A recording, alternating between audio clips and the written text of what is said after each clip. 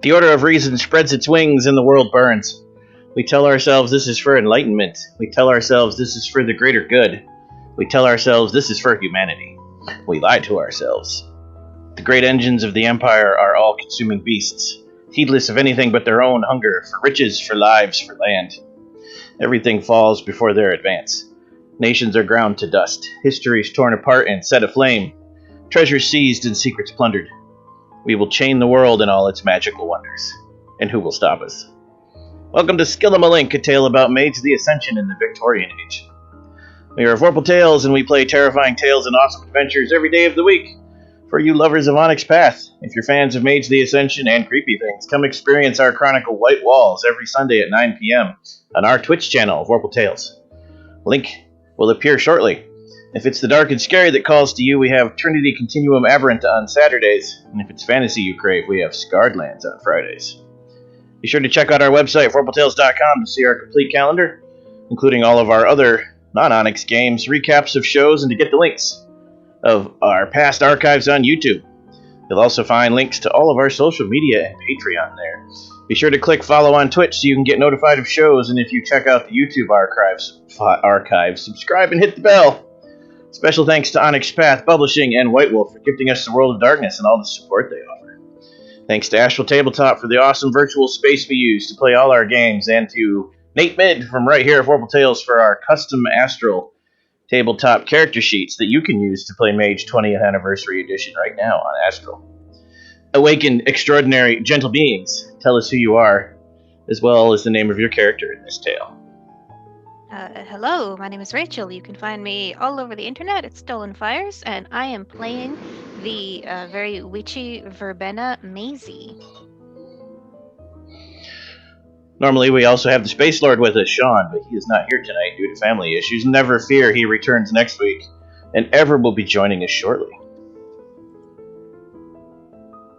That is to me. Hello, I am Steve. You can find me on the internet at Voodoo Arcade, and tonight I am playing the Chakravanti Arthur. Hello, my name is Kisama. You can find me on Twitter at TrueKisama, and tonight I will be playing Joffrey Wellington, an analytical reckoner. And hello, everybody. I am Dwayne, the one that gets spicier with age at Made of Kimchi on the internet. Tonight I will be playing Dr. Otto Lyle. Excellent. And Dwayne, as Ever is a bit late, will you please read the short recap of last week? Yes. So, recap. So, at the beginning of our show, and for about an hour in, we talk about the different rules and changes that we find in the Victorian Age version of Mage the Ascension 20th edition. Yada, yada, yada, rules, happy times. Lastly, Santa Tyler distributes equipment, including a really cool sword gun cane, a 4-shot Colt, some brass knuckles, and a viciously sharp hair or hat pin. Then we begin our game. Maisie and Arthur speak of their family tragedy, the slow wasting sickness which has brought the older Western-Raw daughter Lucy to her demise. Arthur, already grieving the loss of his son on safari, and with the support of his only surviving family member, has dedicated the family fortune to avenging Lucy. They have determined that a Hominis Nocturnus haunts the streets of London, a monster who destroys others by night. Maisie and Arthur finally have a lead, one which takes us to the dreaded St. Mary's of Bethlehem, also known as Bedlam in the local tongue, mental hospital. We also establish our other connections. Murdoch made Arthur's sword gun cane and another one for his son. He gifted his son's cane to his best friend Joffrey. Meanwhile, Maisie read the tarot and tea leaves, which led her to hiring Ethan. The opening scene has Sir Arthur meeting with Dr. Lyle and Joffrey Wellington. Sir Arthur recruits Dr. Lyle to his cause, giving him fair warning that the issue may require discussing matters which polite society might deride, notably mutations and such. Just as the two gentlemen shake on it, they hear an incredible racket outside. Murdoch makes a fairly dramatic entrance, declaring his need for a good coffee after an ass-kicking. Sir Arthur makes proper introductions and invites Murdoch to join his company with the invitation, "Are you looking for a fight?" Maisie visits Ethan's Wild West show, admiring his skill with a pistol. Ethan and Maisie instantly recognize there's something supernatural about each other. This is enough to persuade Maisie to speak frankly with her new acquaintance. She speaks of losing her sister to something that looks like a man, yet is not. This is a familiar idea to Ethan, who's been looking for a new adventure anyway. He accepts Maisie's offer to join her on her quest for vengeance.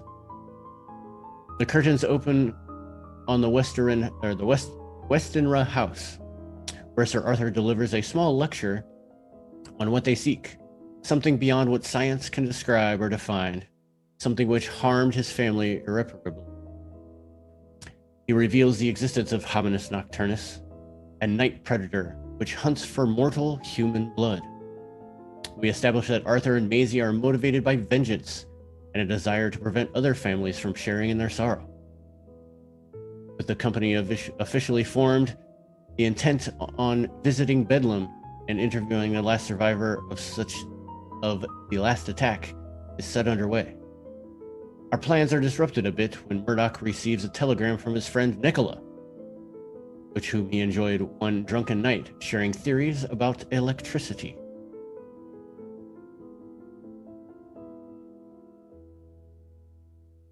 End scene. Excellent. So, quick reminder for those new to Mage in the party.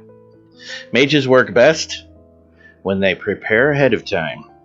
You can do stuff on the fly, especially since your mages are not entry level, as noted by your dots. However, you still only have 4 dice for spell rolls, so if that spell needs 4 to 5 successes, probably isn't happening on one turn. Therefore, if you're going to do anything ahead of time before heading to Bedlam that you might want to be running when you get there, perhaps prepare before you leave or on the train. When you say prepare, what are these words you speak Cast of? spells ahead of time. Oh. Create a spell that will last for a set duration and still be running when you get to where you want to be. Ah.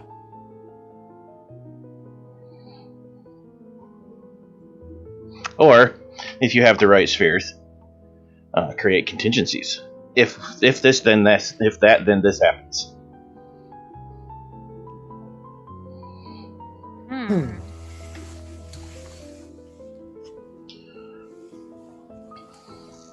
Well, if I could find my cool spell list that I had made up, then I'll let you know.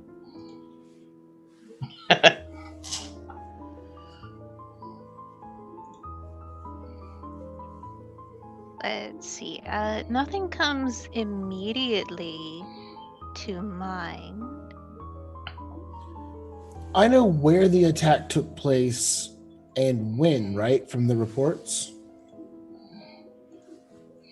It doesn't specifically say where now. And yeah, it did say when, but it said when in Victorian parlance. Last night in the dead of night. Sure. Or, not last night, but you know what I mean. You know the day it happened and it was at nighttime and then it was on a certain side of town. Okay.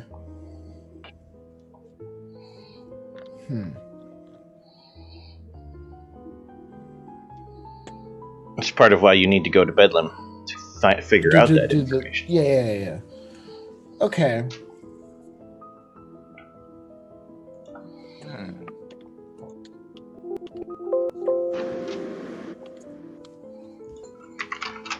Can I do like some free... Well...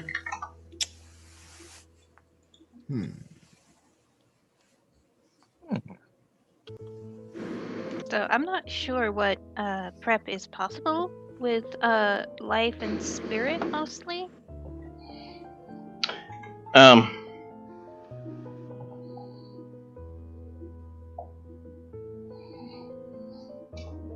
Depends on what you think is going to happen.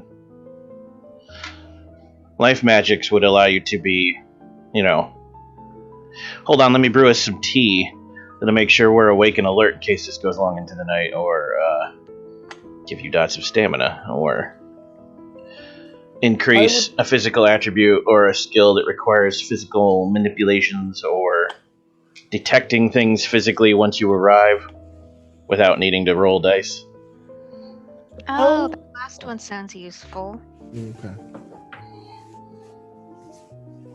Spirit, in this particular scene, probably not a lot, 'cause you're not expecting to run into any ghosts. However, you were going to have Joffrey, or not Joffrey, you were going to have Dr. Lyle dissect bodies. So you could. However, you could probably do that one while you're in there. You just got to find a way to keep people out of the room so you can set up seance. Shouldn't be too hard. In that case, I will. What are the black candles? Girthy black candles. Yes, pack the girthy black candles. Yay! Ball. Yay, girthy black candles. They said So Maisie begins packing a valise. What were you gonna say, Sir Arthur? I would like to do a little bit of mind magic, but also with my correspondence at distance, so I can see if I can reach out and touch some minds at Bedlam right now and kind of just get a lay of what's going on. Yes, stand by. I'll rack that up for you. While I do that, describe to the audience how you would set up and perform such a thing using your focus, your tools. Ooh. Whoa. How many dots do you have in correspondence? I have 2 in both correspondence and mind. Okay. So basically using your paradigm, imagine how you would do this, but still with a Victorian twist to it.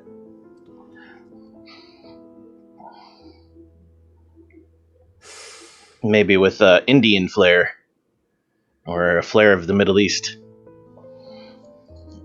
Asia.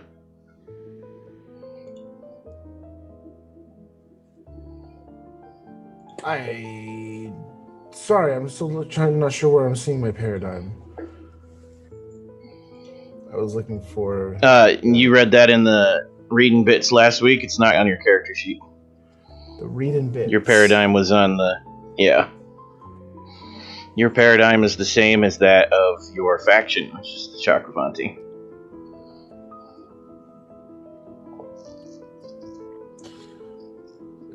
I'm sorry. I will get that description ready for you in just 1 second.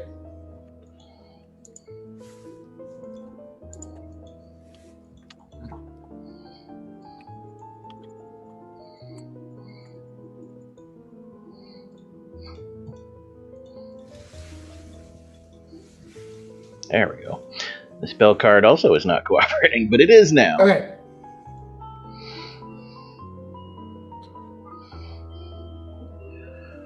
The spell's going to be difficult for where you're at. Do you wish to spend any of your quintessence? Ooh. I only have 2. I'll risk it. Would you like to take your time, even if this makes you arrive later at Bedlam? I mean, this guy's been there for days already. There are no right? business hours for a man of means such as yourself. Right, and this guy's already been there for days. Yeah, he's not going. She isn't going anywhere. She's not going anywhere. Okay. Is anyone adamant that we go there right this very second, or do you mind a longer ritual? You take all the time you need. Okay. Some more time for coffee. Okay. Your daughter does have a node in your house. They're under your house, therefore that's working in your favor. Go ahead. Okay. So I would like to kind of go to, I would say like I've set up like a small little altar where I can kind of really, dig into my rituals. And, I do the normal kind of, like I set out a couple of, incense burners, and I burn the correct incense to kind of get into the mode, the mind. But the centerpiece of this whole thing is this little,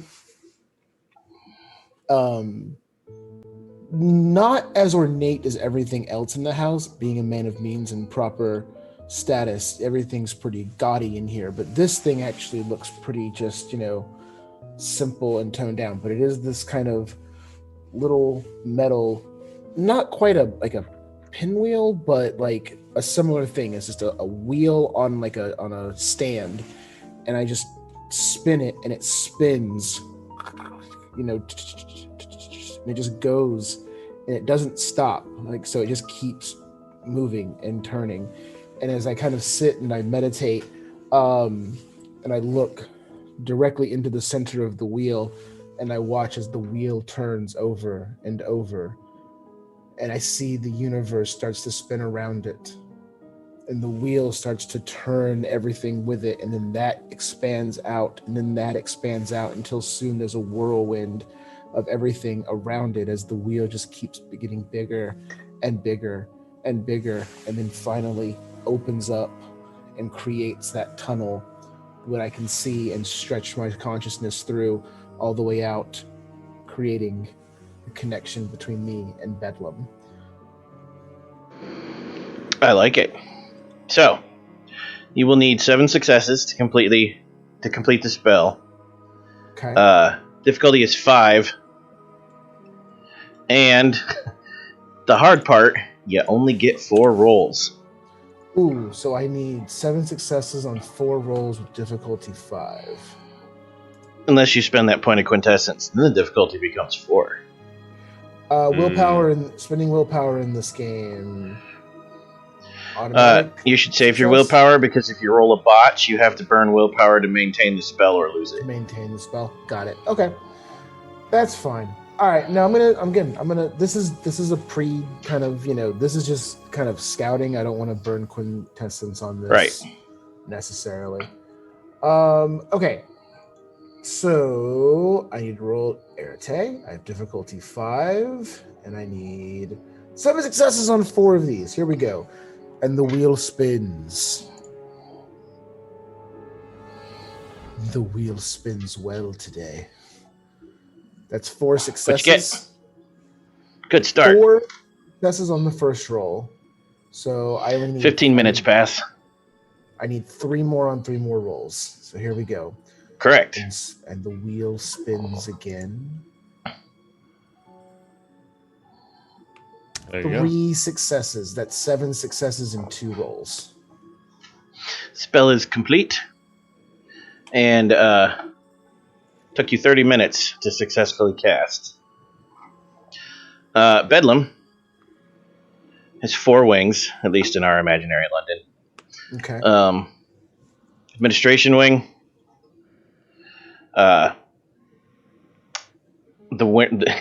Don't know what the word would have been at the time, but it's the wing where they do all the real nasty things to people. The treatment wing, we're going to call it. Oh, very well. And then 2 containment wings, one for less violent and one for more violent and or more dangerous offenders. All of the wings seem as upset as one would expect for such a place. The minds here are definitely in turmoil. The energy is very bad.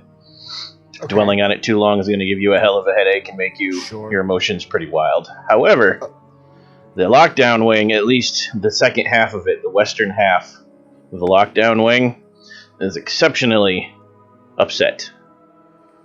More than would be average for the evening. Interesting. The people are more worked up for some reason. Okay, and that is in the lockdown wing. Okay. Correct. High security. High security. Interesting. Can I reach one specific person's mind? Sure. Roll me a d10. Can I say who I want to reach? You would have to actually know someone in the wing. Could we... Well...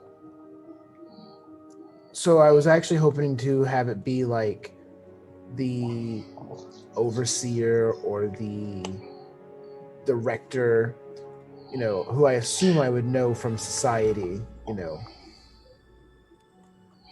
You can choose to find a mind that you think is one of authority, yes.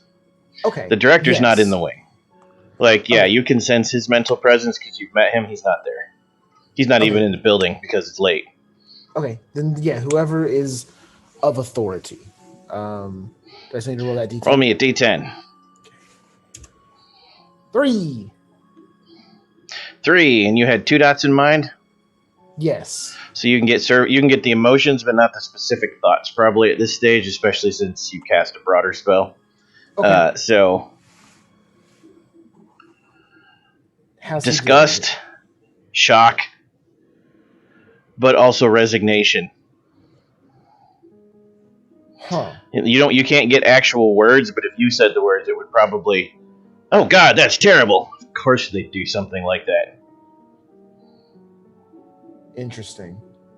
With a little bit of...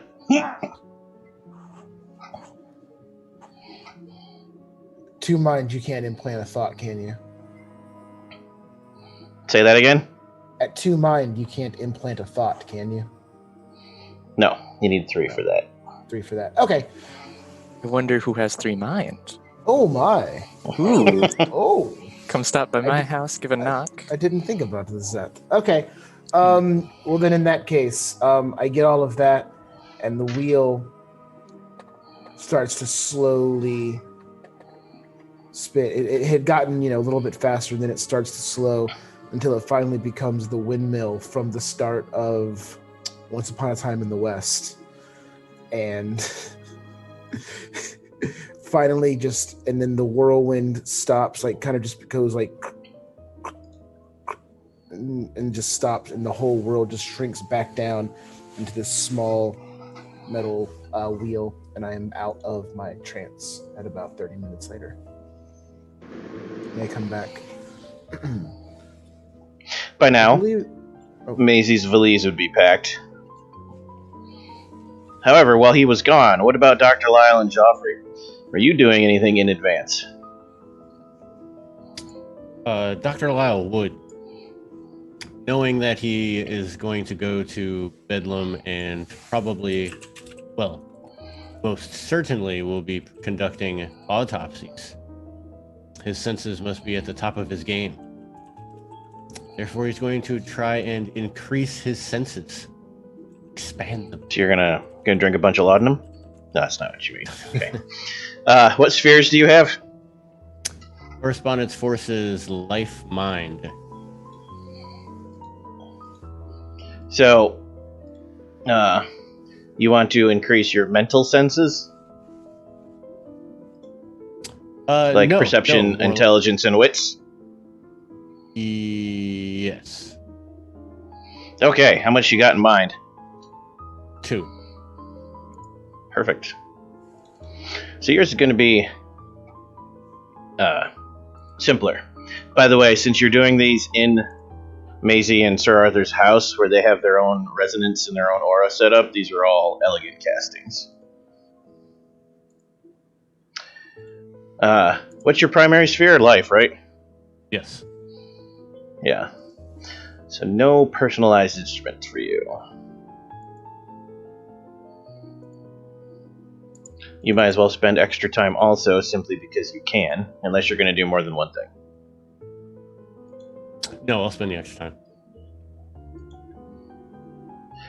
And this one needs to last longer, so do that.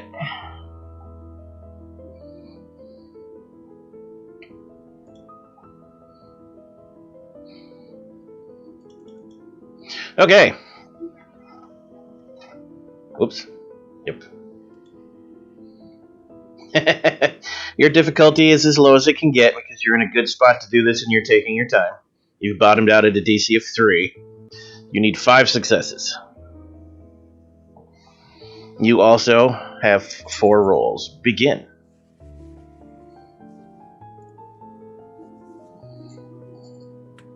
Good start, but it's not a botch. Therefore, that's a botch.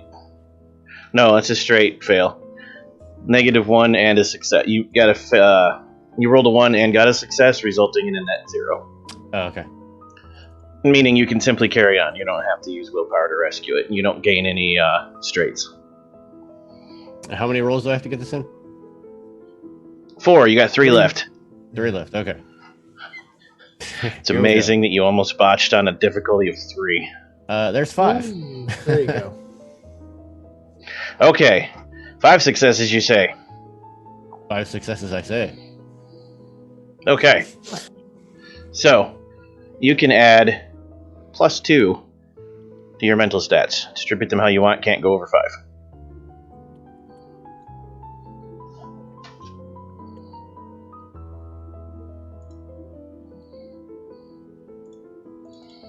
Okay.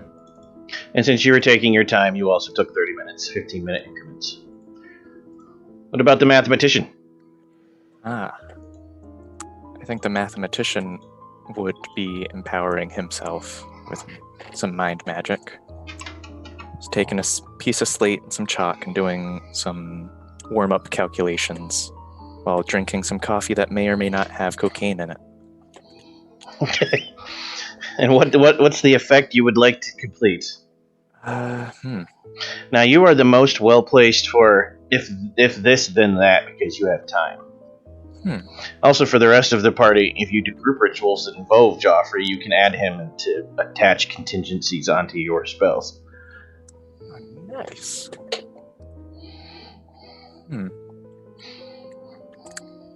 Could I, with Mind 3, do a spell that would allow me to sense if someone has hostile intent within a certain range? Yes. Yeah. And so then That's what you'd like to do? I could put it so that it triggers the moment we get on the train, just in case anything were to happen. So you want it to start working once you get on the train? Yep. Yep, we can do that. You have what in time? I have a 3 in time. And a You 3 only in need 2, mind. so you're good there. All right.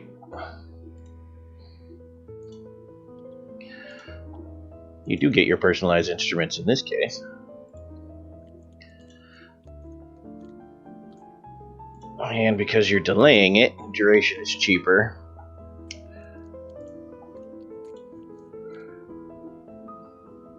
Okay. Your difficulty is also 3. You need 4 successes. And you get 5 rolls. 5 rolls of Yarete? 5 die of Erte, correct.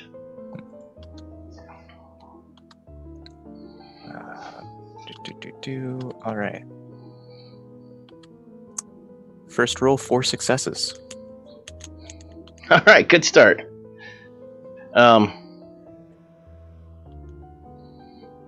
You're good to go. You successfully complete it.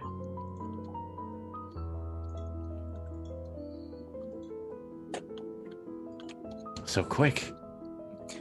Just one big gulp of coffee and then tune out a bunch of calculations. Like a madman on the like, chalkboard, exactly. Now, root of 2, square root of you 5. all just metagame. This is obviously because we're missing a couple people, but you all decide we're going to Bedlam. We're not expecting any violence. We don't need to bring our guns. They should stay at home and polish their weapons and load ammo. So that's what you're gonna do. You're gonna leave Ethan and Murdoch behind at the house with your hulking manservant. I will bring my ridiculously dangerous hat pin.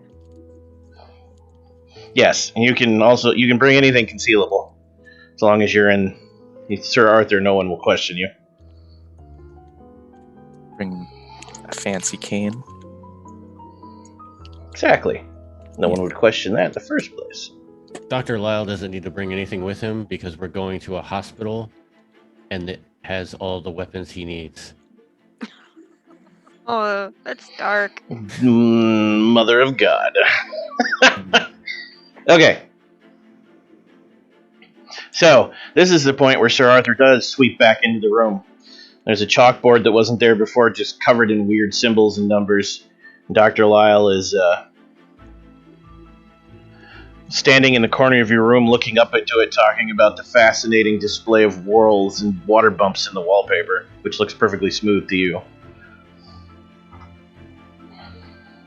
And Maisie has like a valise that would make a doctor proud. Looks like it weighs 30 pounds. I see we're all doing well. Yes, quite. Very well indeed, yes. Good. Do you happen to have a bigger chalkboard? Bigger piece of slate, please. I believe it's the largest chalkboard in this end of town. I see. Very well, I must make do then. Just some last-minute calculations, if that was all right. If you don't mind, the letterhead is for official correspondence only. Joffrey, of course, is a master of mind and time. He's completely covered the chalkboard. He smacks it and it spins over and the other side's completely full. He says, that won't do it all, and he smacks it again and it spins over and the third side. What? The third side is blank. You don't question it. No time to question. I'll have you know that while I might not necessarily foresee violence, there seems to be some people in high distress at Bedlam. Now, I know what you're saying. Yes, of course. Everyone is in distress at a place such as that. No, something seems off there, including the night manager, who appears to be somewhat extra perturbed by the events. Oh, I apologize. I didn't specify. The mine you hit was actually a attendant. The head of the wing's security. That's the polite way of saying the guy in the white shirt who beats people with a stick. Yes. Yes. Extra perturbed, you say? Yes. It appears as though there's someone causing undue distress at Bedlam. Wager a guess who that might be?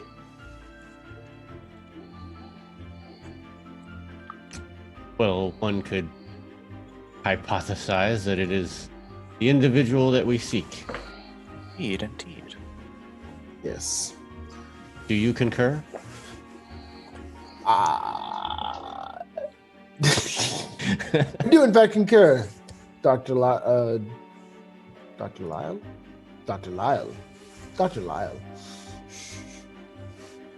Unfortunately, that means though that we should press on. If our subject is acting out, she may not be able to withstand Bedlam for much longer. Right. Yes. While the body may not endure, the mind may.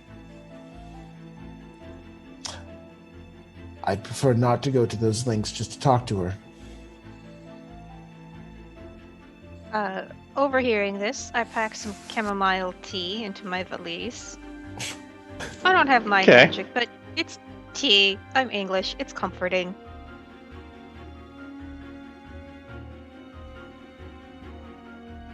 Someone else with mind magic can magic up the calmness of the tea.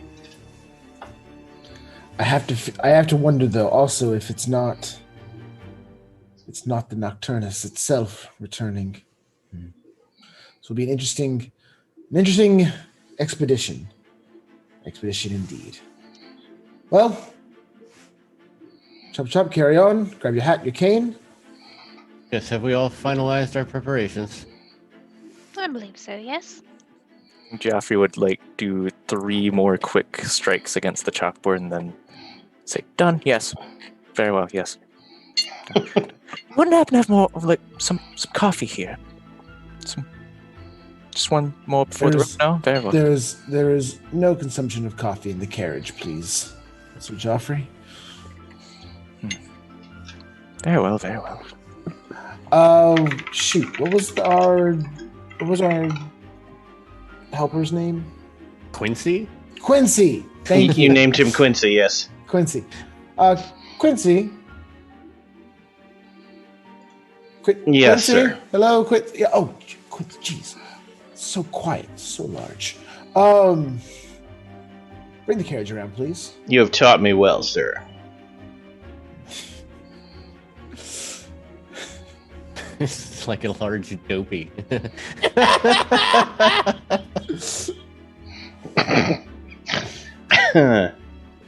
Find the door, sir. Bring the carriage around, please. At once, sir.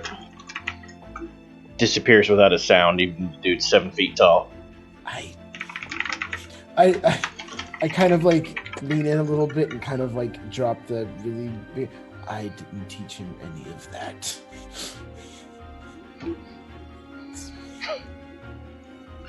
Maisie, you know that's not true. Your father and this guy go out often at night to, what's that turn of phrase he likes to use? Clean up the streets? True. True. But my stealth and his particular fighting styles, we do not match.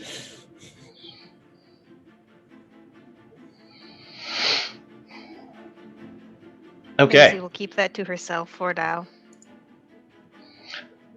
A few minutes later, he returns. Like, just appears behind you. Carriage is ready, sir. Scares the Jesus out of you. I just... Quincy?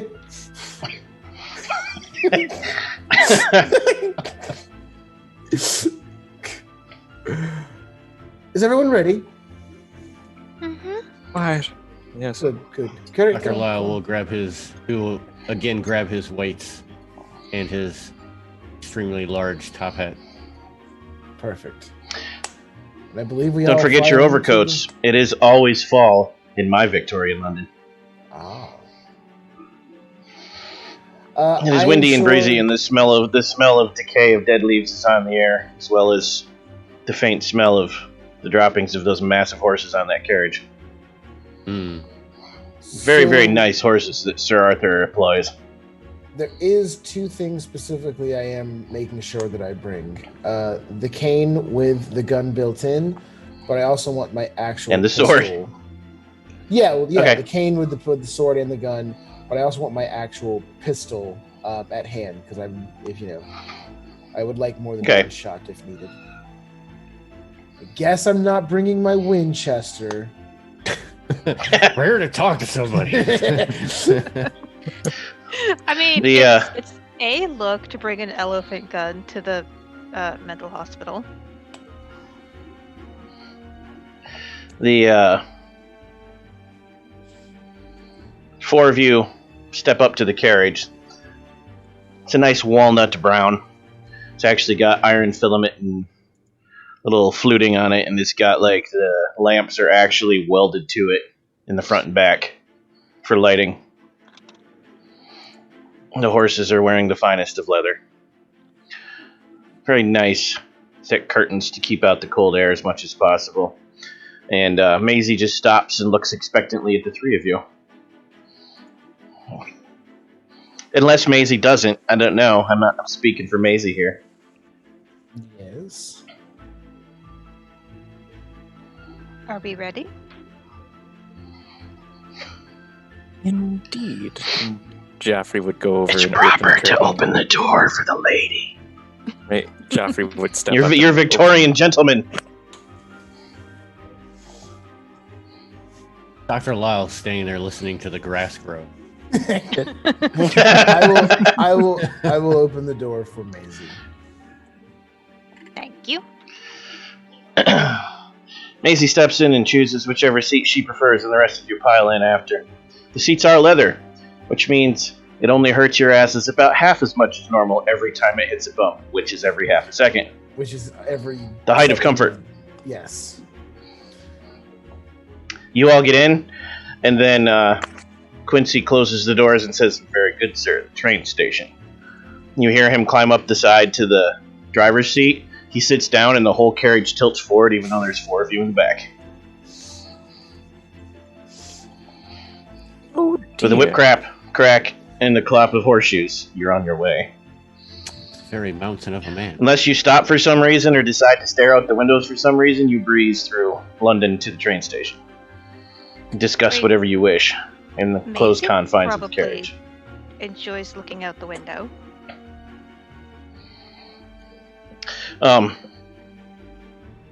Probably gonna get this wrong. This might have been actually around the time it changed. But it is the time of year for people to start carving gourds and putting them on their steps. Not pumpkins, gourds. I don't think pumpkins happened until a little bit after this period. I mean, they would have had to import the pumpkins. Yeah. And gourds had would last a long time without rotting and falling apart, too.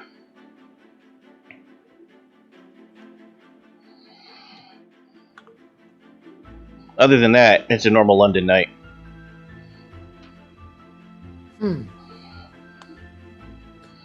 You see nothing out of the ordinary, but you do see the sights of London, and because you're a man of means, you're taken to the nice part of town, so it's a nice view. I just kind of go over everything. It's like, remember, gentlemen and Maisie, when we arrive there, we are merely there to question the survivor of the Nocturnus' attack. We want a location as to where the attack took place, and hopefully a bit more of the exact time of the evening in which it did. Hopefully using that, we can move on its location. Use it as a starting off point for a hunt. Doctor, there needs to be any physical examination of the patient that would be, I believe, left up to you, where I am certain that Mr. Joffrey would be able to see past any derangements that the person had. I will be able to provide a full psychological analysis. Don't you worry about it. I just do have a question for you, Arthur. Yes. What makes you so certain of this Nocturnus being not simply an eccentric killer? Just been biting at me. I'm sorry. We shared as much as we didn't hold anything back, right? No. Maisie would have, been a little delicate about how she described the wasting disease that this creature inflicted on her sister and her wish for vengeance. And, so no one ever has to go through that again, save other families. Okay.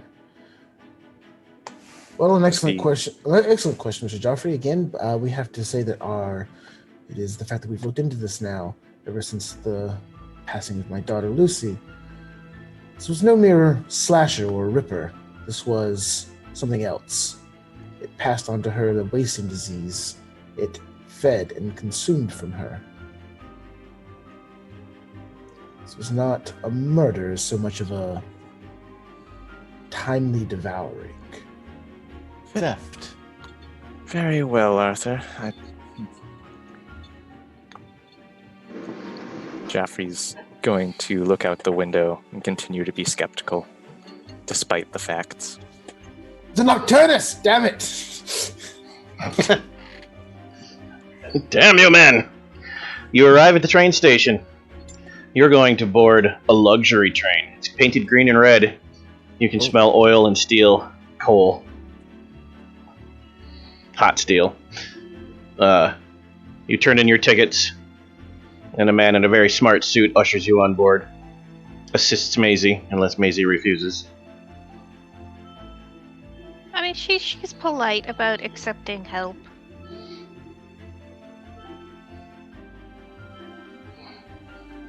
Sort of conveys yes, I could do this by myself, but it is less effort to just let you do it and get on with my day. You are ushered to a table. It's 2 bench seats and it facing a table in the dining car, because your journey is short, so you're not gonna pay for a sleeping car, and you're not gonna sit with the rabble. So you sit yourselves down in the bucket seats, and someone appears and asks you if you'd like a drink. Absinthe, if you've got it, please. They do. Bit early in the day, is it not? I thought it was late in the evening. They ask you if you prefer the French or the Italian. Oh, French, definitely. Excellent. Actually, that's a good question. What time of day is it again? Is it morning or evening? Because you Night spent time manager. meeting up, and then you spent time meeting up, and then you sat and ate dinner, and then did your castings probably mid-evening, somewhere between 7 and 8. Oh, a fine time then.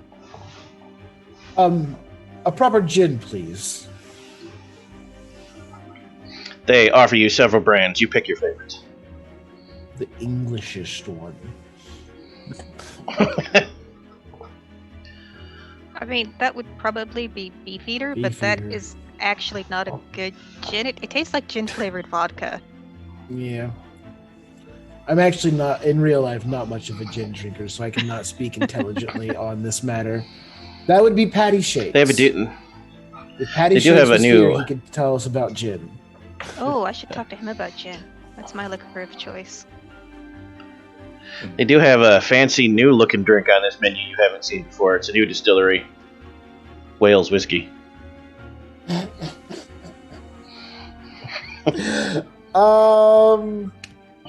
Dr. Lyle will take a nice brandy.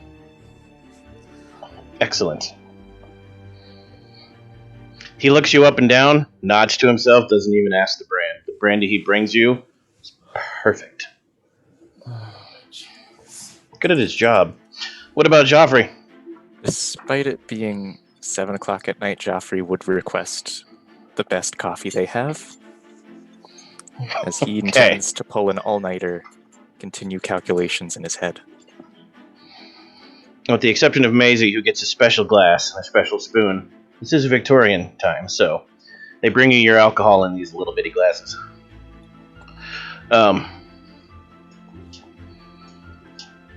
You enjoy your drinks, and we can jump to to Bethlehem Mental Hospital unless you have something you want to discuss on the train.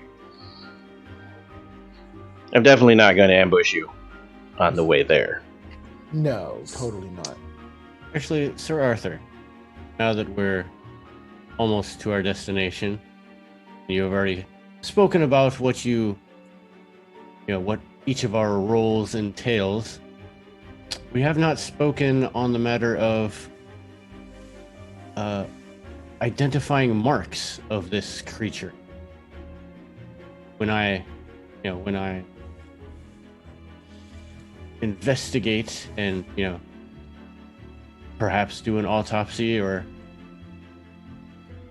I'm looking this girl over, what exactly am I looking for? We would know about puncture wounds from vampire bites, right? From Correct, loosing and you any did other- describe one of this, yes, Yeah. the ragged tears at the throat, but not on all the victims. It's odd. Some there are, some there are not. Those are the ones that But the died from anemia this is attack, universal. Hmm. Right? Okay, so I would say Even in this for- attack, they didn't all have it. right. Defining marks and things would be puncture wounds along major arteries and vessels. Also, the ripping and tearing of the throat in a more rage-filled attack. Yes. Again, this Nocturnus is after blood, so it will go wherever it can most easily access it. So in the areas that were ripped and torn, are there signs of distension?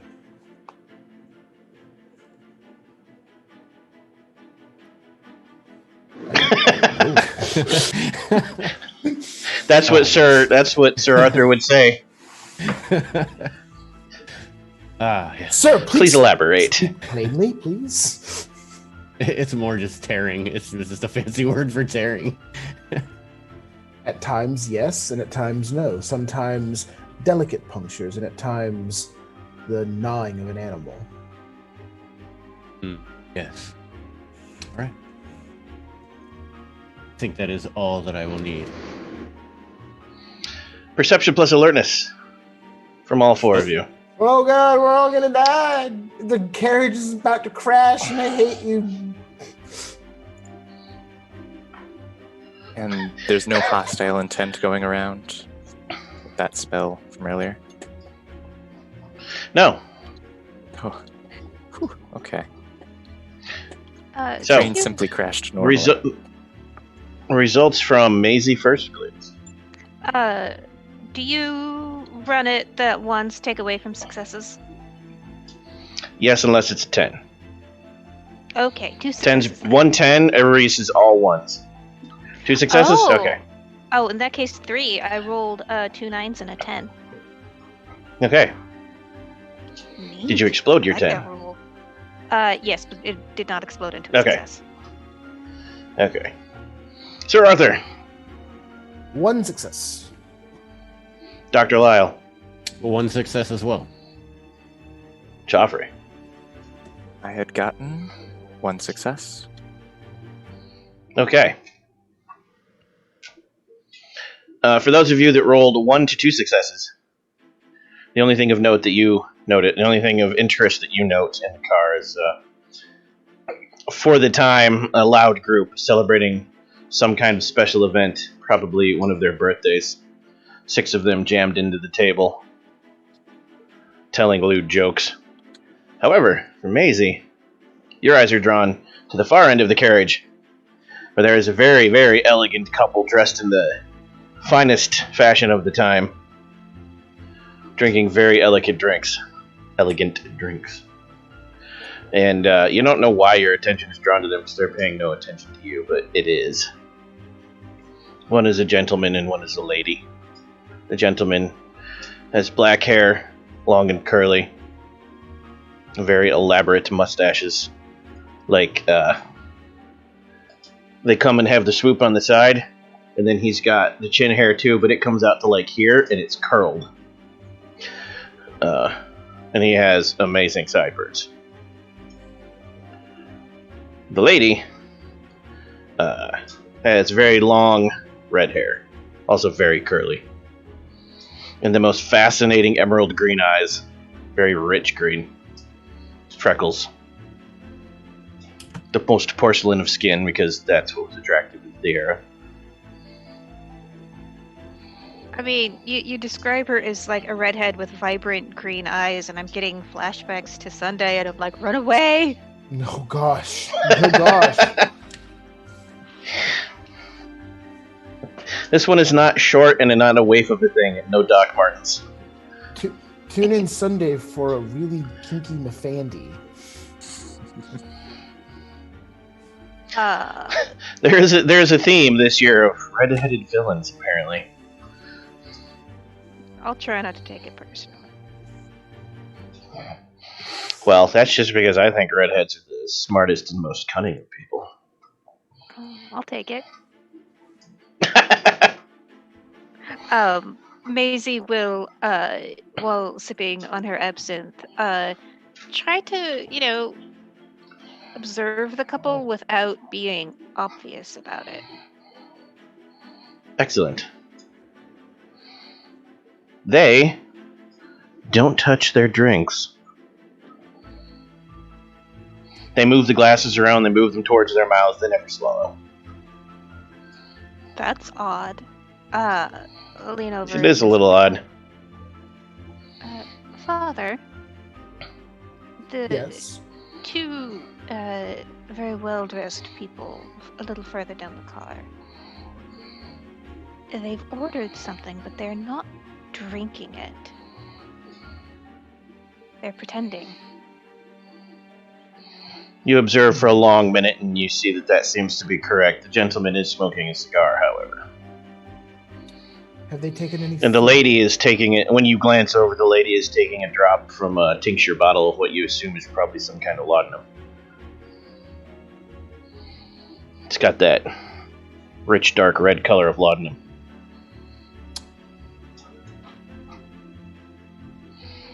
Middle class or upper class laudanum. The way they colored them was different for the different stations. If it was a pill, you would expect it to be gold. For this train car. Silver at the least. Definitely not brown.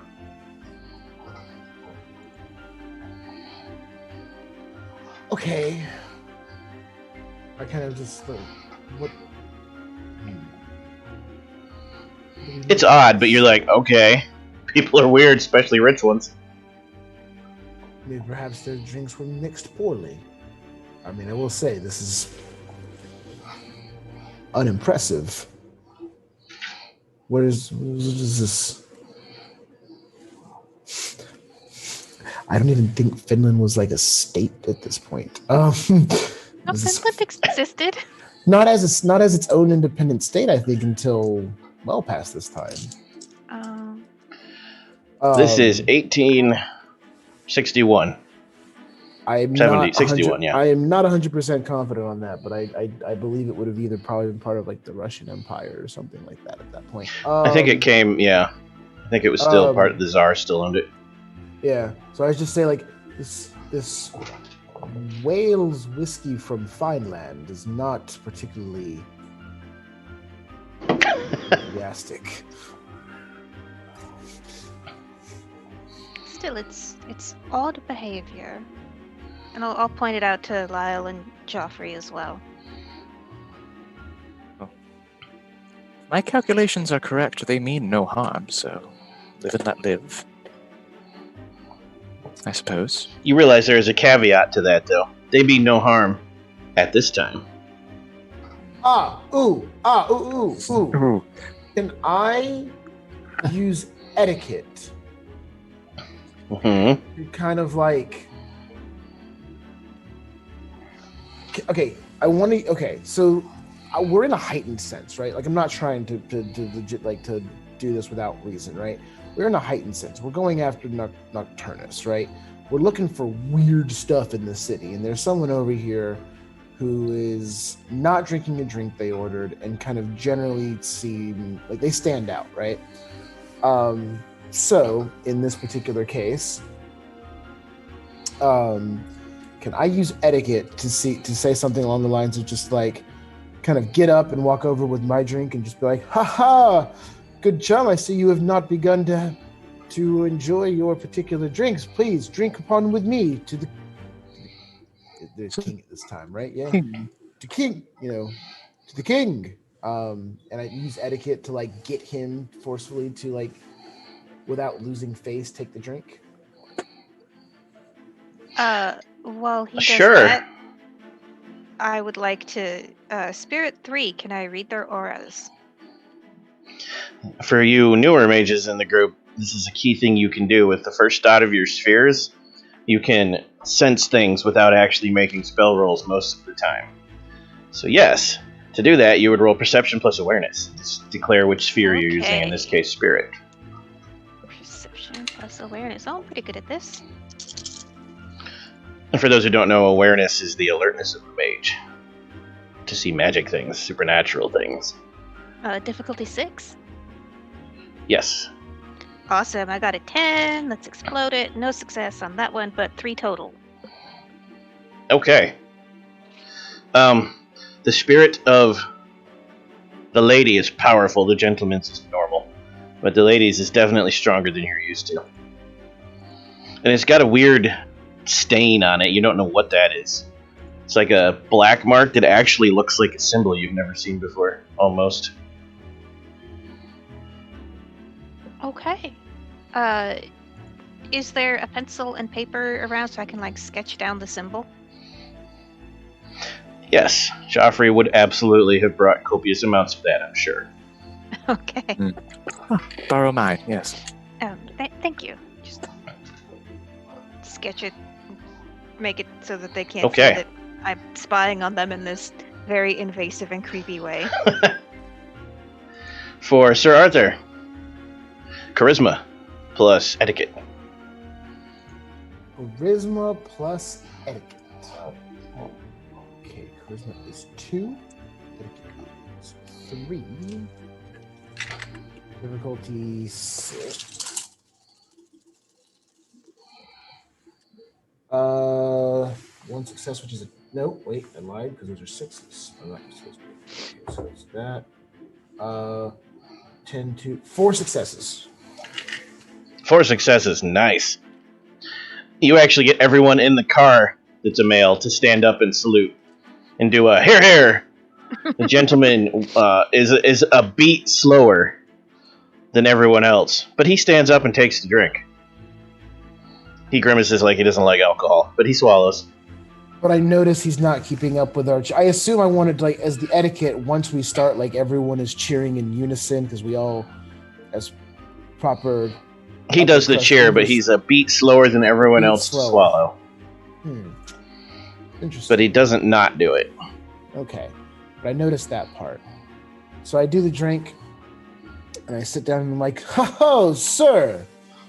I see you. You did not take a proper drink for the king. Here, would you like to sit with us? We'll drink and tell stories." He tilts his head at you. King? Just kidding. Victorian era. My brain, guys. The queen. I know. Queen. I'm just messing with you. Yeah. No. Yeah. It's the queen. Come, sit with us. Come, quick. I will not accept no for an answer. Join us in our booth. He looks at you and with the finest of posh accents. He looks at you and with the finest of posh accents says, "Yes, to the queen," and takes a swallow. Says, "Unfortunately, we must be on our way." Oh. And they get up to leave the car. Have we arrived at the station already? We're not stopping here. The train stops here, but not everyone gets off here. Oh, so we're for the player's information. No. When Dr. Lyle says, "Are we here already?" they say, "We're not getting off at the next stop. We're going to retire to our car." Oh.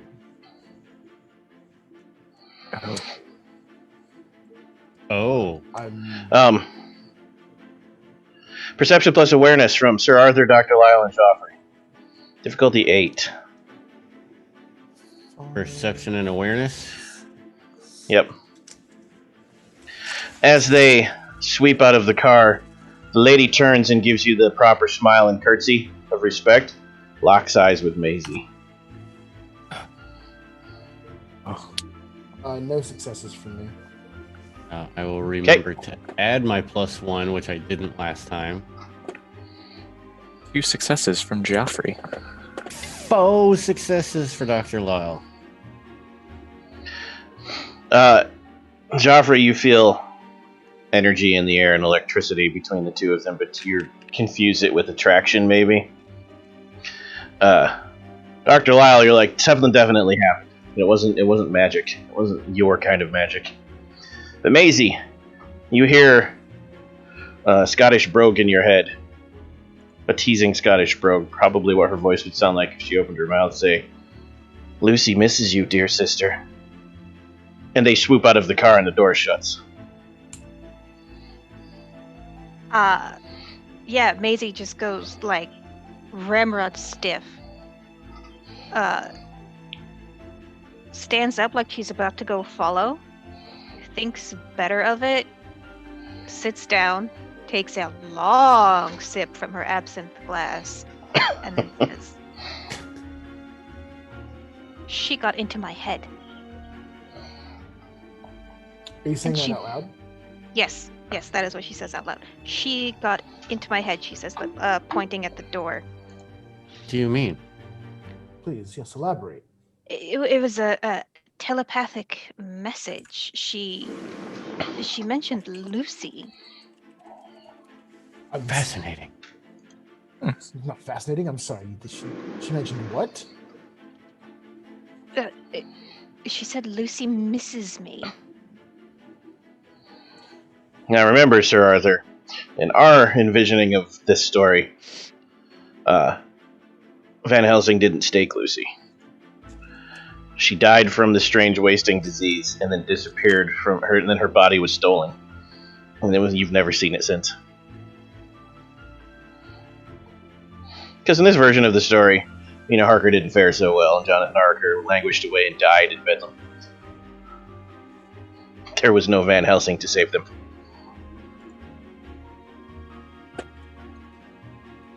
Now, have you shared that part with us? That's the question. I wouldn't have hid anything from you in regard to what we know so far. I legitimately want to find this thing and kill it, so telling you everything would help with that. So anything we know, I'm letting you guys know. So So yeah, so I guess that also would. I apologize, I didn't remember that part specifically. So that would be another reason where it's like it was not even like she officially. It would have been. This would have been a while ago. Like, so it's not even that she died and passed away. It's that, you know, this whatever it is we believe took her. I mean, why else would she get this strange disease and then disappear? But no. So with that, with being in her head, Arthur stands up and kind of like does the double tap of the cane on the floor, and I look for the nearest like Approve. train. I do like I look for the a manservant appears immediately. This is the luxury train. I do the flippy tuck cane underneath my arm. I reach inside my vest and I pull out my and I pull out, you know, an amount of money that I happen to be carrying on me. My good sir, what cabin are that lovely couple staying in?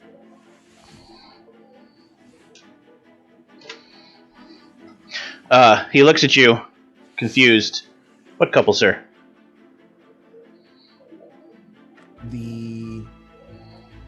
I'll describe them. The red-haired lady and the. He looks thoroughly confused. At some point, you gesture at the table. He looks at it. And he looks very surprised. There's drinks on that table. Put those there. Why are they left sitting there? Young man, I don't find this amusing.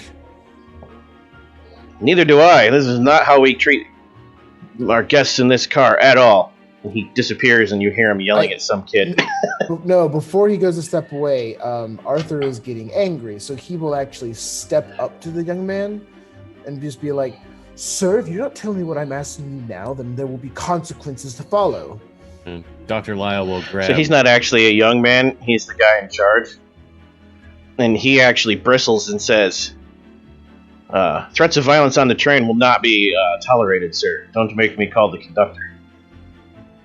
Sir, I don't believe that I'm threatening you with violence. Are you part of this prank? Are you part of this prank? Dr. Lyle will grab Arthur's arm. Sir Arthur, sit. This man has accused me of being a prankster. Sit down. I am no prankster. We certainly We didn't. must have words. Father. Sit down. It was a prank, but it wasn't you who did it. My honor besmirched as being a prankster. Shame on you, sir. Shame on you. Forgive my friend. He's not one to take in the alcohol very often. Now you have go around. Perhaps he should drink less on trains in public then. And then he sweeps away and starts yelling at a busboy. Why didn't you clean that table? No one's been sitting there for an hour. Sir Arthur, sit down. Dr. Lyle, something's happening here.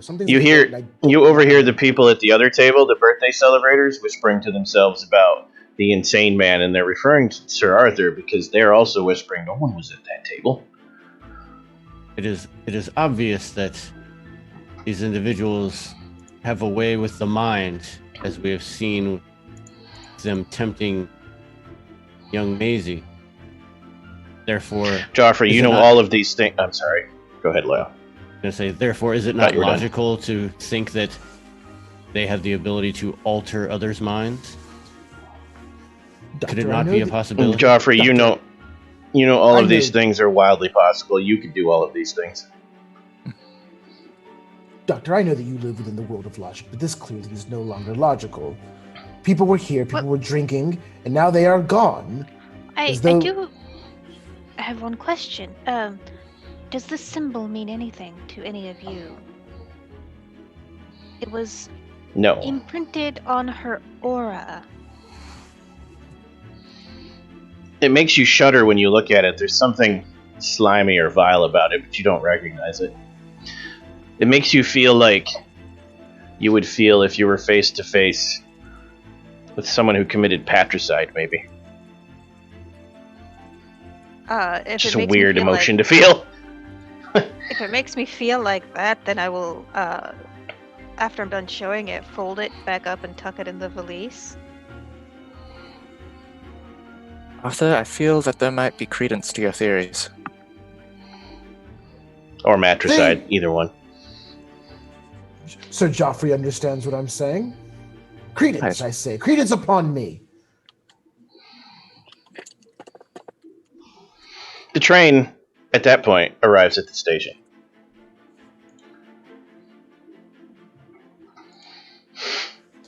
I look towards the next train that they walked over, wanting to go run them down for a comment about Lucy, but then but we're at our stop. Yeah.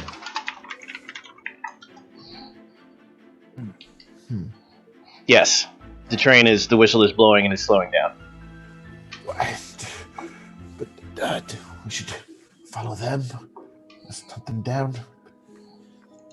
Bedlam awaits. We have arrived at our destination and we have matters to attend to. Perhaps this chance meeting will happen again later. Not like leaving things to chance. That is so, then I shall ease your mind and run some calculations as we make our way to Bedlam. Yes, Mr. Wellington. What is the probability that we will encounter these two individuals again? And Joffrey reaches for the paper and the pencil and starts running calculations, trying to cast a Correspondence 2 spell to try and detect where they might be at this very moment. Now we're doing something. Okay. Now, didn't want to give away too many secrets, but those of you who are new to mages, when I mentioned you could use the first dot of a sphere to sense things, you could have seen if one of them was dead. Yeah. With life! Oh. I thought that was going to be too easy. It would have been a real easy way to advance the story. I have life and entropy. That was a missed opportunity. I think I need a small crash course in just a second about entropy. Okay. So yeah, but let's finish this. We can do that right before the break, but first we'll resolve this. Yep. First question, are you going to wait, since Joffrey's doing calculations, to be the last ones off anyways, because Sir Arthur is convinced they're still here? I mean, that's what the other three of you can do while Joffrey does his calculations. Is just sit and wait? And watch. And see if they get off the train, yeah. Or if they don't get off the train, take a walk through. This isn't a super long train. This is not the Orient Express or anything. It's only going between cities. Yeah, is this train going to be stopped at this station for a period of time? Half an hour. Okay. Yeah. So we have a little bit of time. Okay. Then let's go walking. Okay. So I'll return to you in a moment.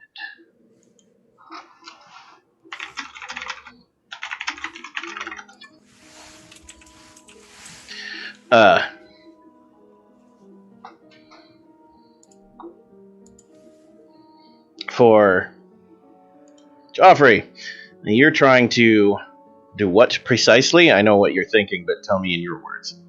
I'm trying to find,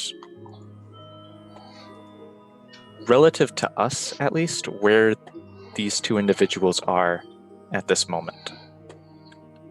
So by the time I finish all the calculations and put the chalk down or the pencil down and go done, I would know where they are at that moment. Would that be possible with Correspondence 2? It would, but having a connection to them would be much easier than trying to just do it from remembering what they look like. Mm-hmm. You look over at the table just inside time to see the busboy about ready to take the last glass away. Joffrey would, in the midst of the calculations, look up at the glasses and go, that would be a good starting point if I could just measure that out. Wait, no. He gets up, rushes over. Don't, wait. Would you like to convince him to give it to you, or just like to bribe him? I'd like to try and convince him, I think. I approve. Roll persuasion, or charisma plus, roll charisma plus your choice of talent that is social. So you could do empathy, expression, intimidation, or subterfuge. We'll be going with expression. Let's do it. What would Difficulty the 6. difficulty be? Yep, 6. World of Darkness, 6 is default. Got 4 successes. Nice. You commiserate with the poor guy. You're like, your boss is so mean. My boss is kind of a weirdo. I'm so sorry. Working class man. Power to the worker, and he gives you the drink. Support labor in Victorian England. Wait, huh? What? Okay, so that will make things easier. Let me rack this up for you. And you're not just trying to connect to them, you're trying to prognosticate what they might do in the future, correct? Certainly, yeah.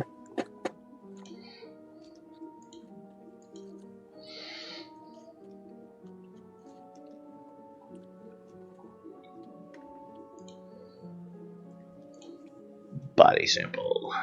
DNA.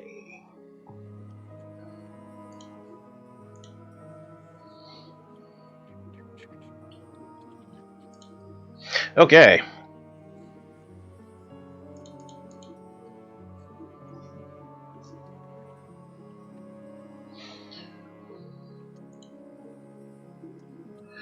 Difficulty 3.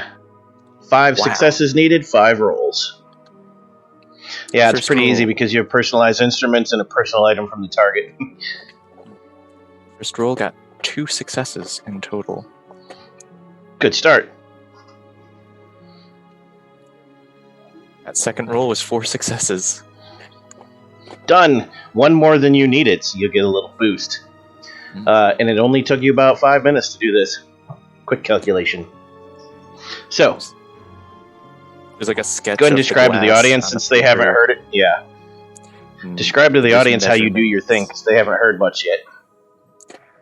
Sketch of the glass and the contents of the liquid with measurements of like the diameter of the glass and everything. And from that, with this whole wall of calculations, figure out their coordinates and the location of all that, and somehow figures out like where they are relative to where he's sitting right now, and figures out the distance through some the angle between where the lips touch the glass and the depth of the alcohol tells us that if we expand that trigeminally, then we can figure out that in approximately 6 hours. Yeah. So I like it. They are not on the train at all currently. They got off the train when they left the car. They jumped off the train. Jeez. Oh dear.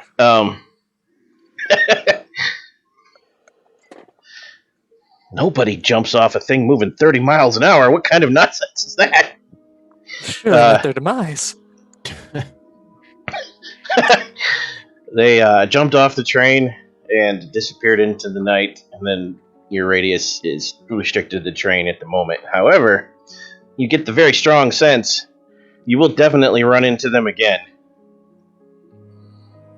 Both in London town and on the train after you complete your interview at the same time. Well, gentlemen, for better or for worse, we will see them again on this train. Miraculously, as they seem to have jumped off earlier. Interesting. See, Sir Arthur? Worry not. And you're able to confirm this because you two walked the entire length of the train, and Sir Arthur's like mad and, to break station. So most of the doors are open, so he's just like looking in rooms. Every now and then somebody's like, "Sir, how rude, get out!" But he doesn't care because he's mad, and you check the whole train, they're not here. Gotcha. Very well, then it's time we depart. Carry back on to Bedlam. Although I do not like And at this stage, development at all. we're going to take our short mid-show break. Oh, no. When we return, we will interview this poor survivor in it. Audience, don't go anywhere. We'll be back in a few minutes.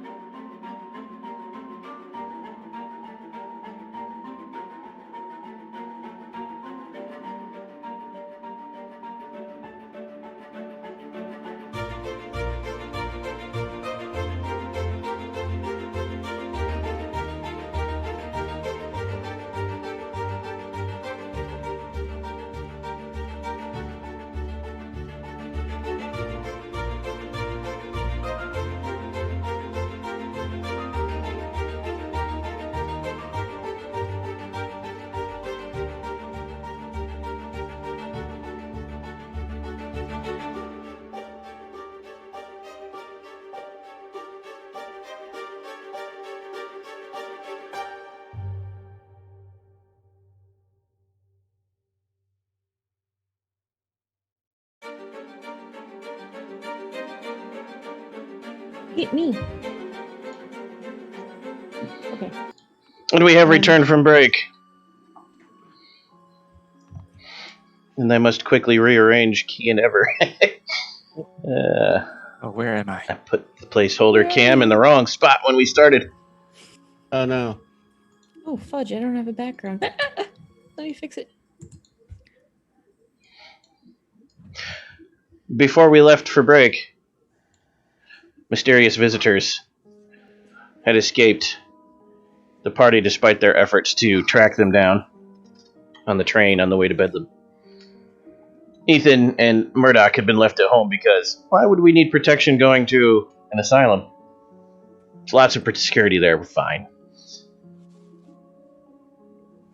You've arrived at the station.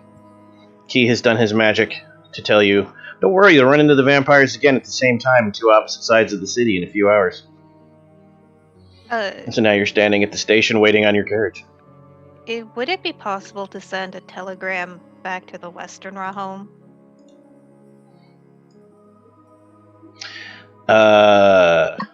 Can't we just correspondence to them? Yeah, mostly just I want to contact Ethan. Ethan, we might need some backup. Could we telegram, but then use correspondence and time to make it instantaneous communication through the telegram network? Yes, that would be the elegant way, subtle and normal mage terms, to do that. I actually just read. The problem that you is also use entropy for that. Yes, it's kind of cool. You can basically use entropy to be like the only place it can get to is where you want it to get to. The catch is you can't speed up their ability to catch up to you. Yes, but you can still warn them that something's going to happen. If I remember correctly, I realized that Ethan was. Did I learn that Ethan was specifically a shapeshifter? Because I know I figured out that he was magic.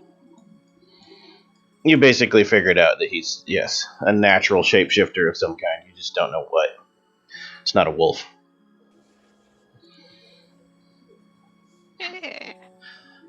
You have no idea what kind it was, even though there were ravens everywhere in the vision.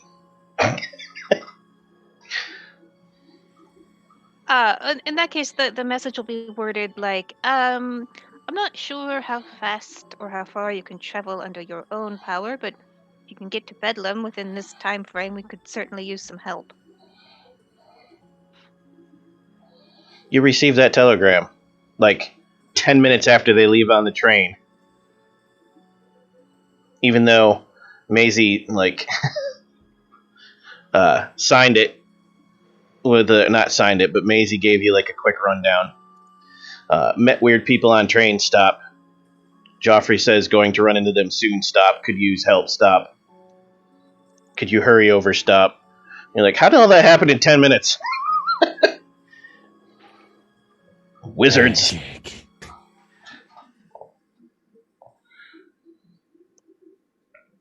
Well, Ethan will read this and 3-hour train ride, 10 minutes in.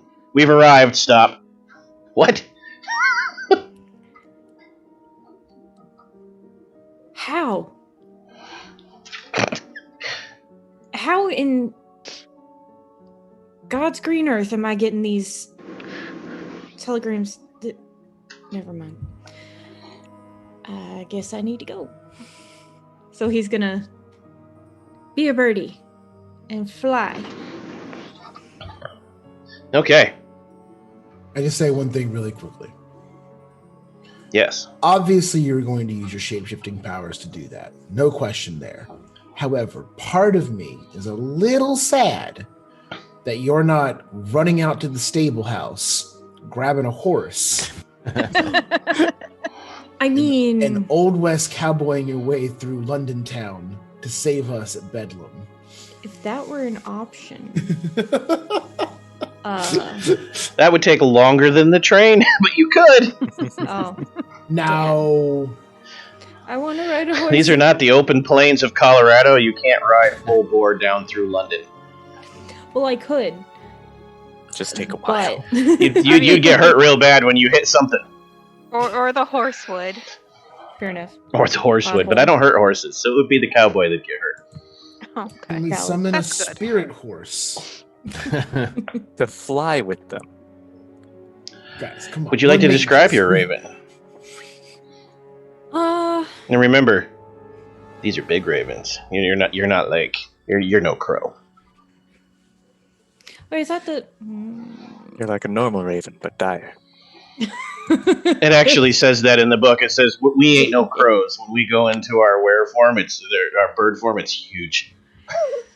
So It's a ravens dire are raven. already pretty big. So yeah, from what Key has said, yes, I am a dire raven. With little fangs. No, I'm just kidding. I'm joking. You were a fat street cat sized raven. I was imagining a raven the size of a pelican. Yeah. Yeah. Well. That fits too. Yeah. Yeah. Look at Chad, I hate you. Somewhere along the way, Ethan gets distracted, finds a window, pecks on it. There's some weird guy in there writing poetry. Peck, peck, peck. I'm just carry on. Just ignore me. Oh, I was like, wait, what? So they're at the asylum, yes. Yes. However, it can take you a hot minute to get there, even in bird form. Curses. You are on your way. You all arrive.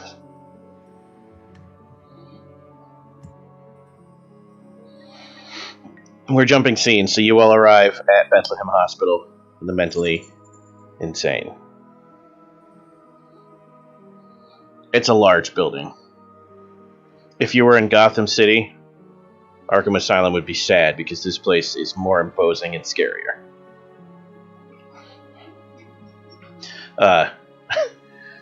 Everything looks like it could cut you. It's so gothic. And of course, it's a full moon. So, Nice. the shadows hit it just right. So you're standing outside going, this is creepy as shit. Well, onward, shall we? Was there no one from the Institute out to meet us? Outside, no. So, it's a big roundabout. And then the driveway itself is like a half a mile long, and then there's a big old roundabout where carriages can stack up, and then there's another 1/10 of a mile walkway to the front doors, and the big stone steps are wide enough that you could all walk in a line and have room to spare between you and still go up the steps to the main doors. Hmm. And the main doors are those oversized kind that an ogre could fit through. The windows are all barred, and the glass is darkened, so you can't see very well inside. Not soaped over, but partially varnished. Oh, no, well, let's be proper. You don't want people walking up and staring inside the insane asylum. So yeah, no one's outside, except other No. carriages. Let's be proper, knock on the front door. Announce ourselves. You can actually just walk in because it's a public building. Announce ourselves. You knock on the door, nothing happens. I walk into the front door that is open, and I kind of rap on it with my cane. Knock, knock. Nothing happens. Dr. Lau will push the doors open. Where is the doorman? Ominous creak. You're immediately assailed. There is no doorman. You are immediately assailed with the smells of various antiseptics and cleaning agents. However, they're not doing quite a sufficient job to mask excrement, vomit, blood, and terror.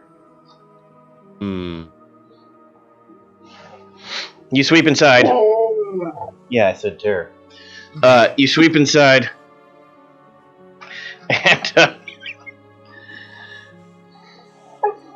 your timing is immaculate.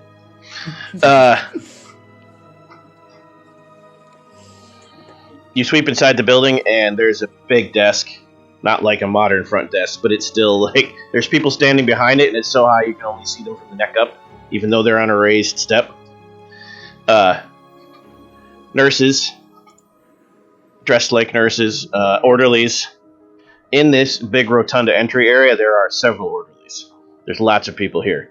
And once you do sweep inside, one of the nurses looks up, looks at all of you, sees Sir Arthur, and her eyes light up with recognition, and she disappears behind her into an office. And a doctor comes sweeping out, a balding man, spectacles, regal bearing, wearing a once white lab coat, now stained. Walks over to you. Walks right up to you, Sir Arthur. Ah, Sir Arthur, a bit later than I expected, but you're here. Good, good, and shakes your hand vigorously. I'm sorry, you were expecting me? Yes, you had called my colleague earlier, and they had been expecting you this afternoon, but he said, in case you came, to afford you all the access you needed to our unfortunate visitor. Are we saying I actually did make that? Yeah, because you did. You wanted to make sure the day doctor knew you were coming, and the day doctor told the night doctor. Yeah, that makes sense. All right, cool. But you don't know this guy, but clearly he was... You were described, and he was ready for you. Very well, very well. Good to know that this message was passed along. Excellent. So, where is our exceptional patient? This way, this way. 2 orderlies come behind you as well. And you're like, we're going to go down the west wing where I sense the disturbance. Nope, they take you down the east wing. Oh. This patient is not in maximum security. Excuse me, are you taking us the correct way? Yes. Was under the she is a victim. Her mind was broken by the assault, but she is not a danger to the public. We don't need to keep her in the maximum security way. I kind of can I take a moment and do that under the breath so no one can hear? Just be like, be on standby. There's something happening here. Remember. Yes. Yeah. And I just kind of, tap the cane and just be like, very well, carry on. As we're walking, could Joffrey cast a mind spell to figure out if they're telling the truth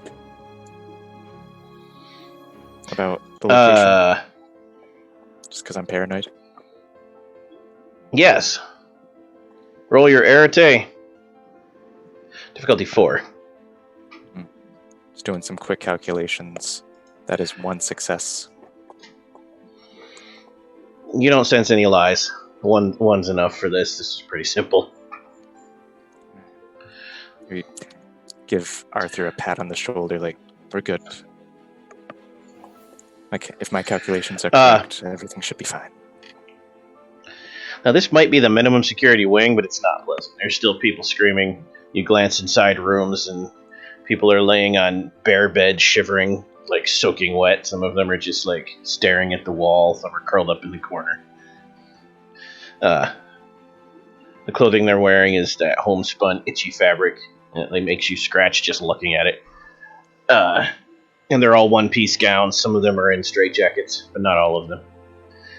None are restrained to their beds, though. You make your way about halfway down the wing, and he stops in front of a door and says, "Ah, yes, here we are. The poor thing was quite traumatized by the event. If you need us, we'll be outside. Good luck, Sir Arthur." He waves at the orderly, who pulls out a big-ass key and unlocks the big, creaky metal door and pulls it open. Doesn't smell terrible in here, but it does smell like sweat. The lady is just kind of sitting on the bed in a sackcloth robe, hair disheveled, skin and bones, staring away from you towards the wall, no shoes. Before we go in, I just want to ask, can you tell us the lady's name? Sophie.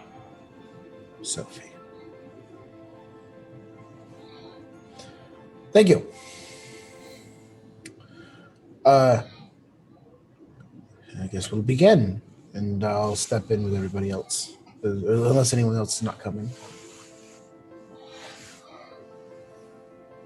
I'll follow. It's Sophie Wrensmith, if you're curious for the last name. Wrensmith.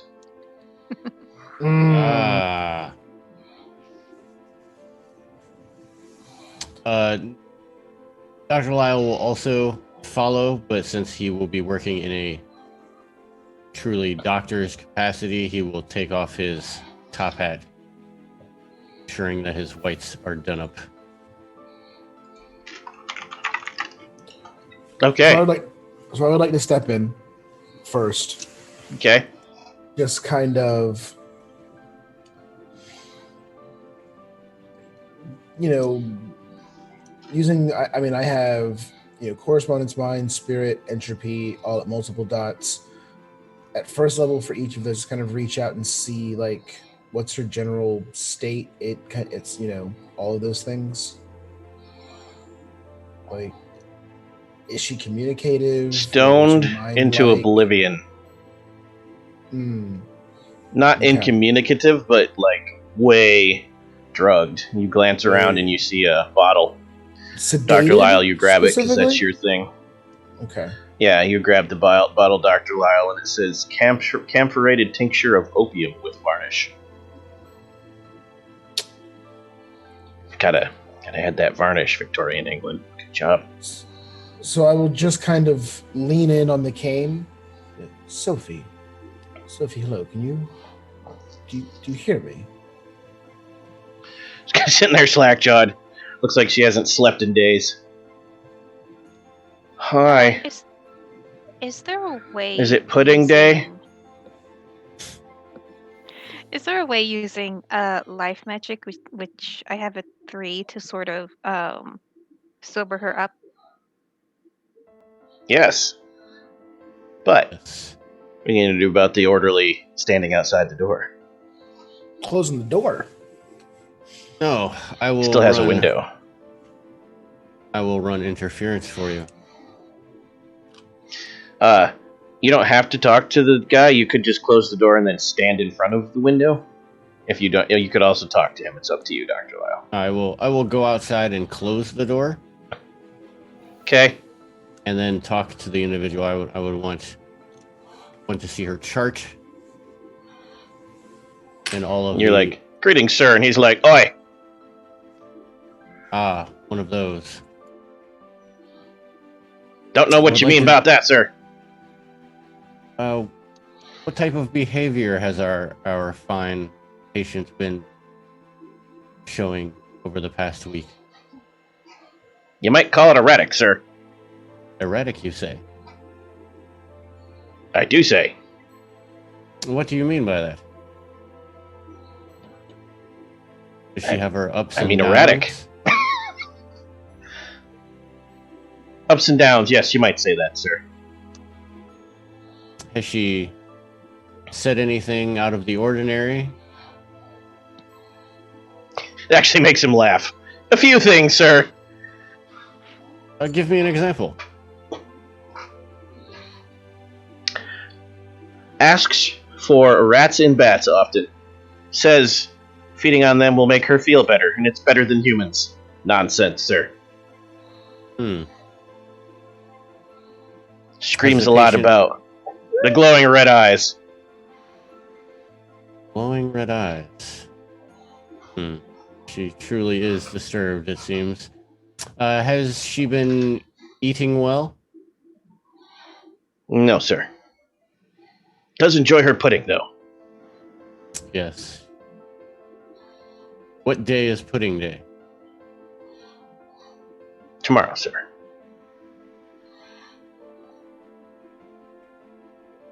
He leans in conspiratorially. Terrible breath. He does not take care of his teeth.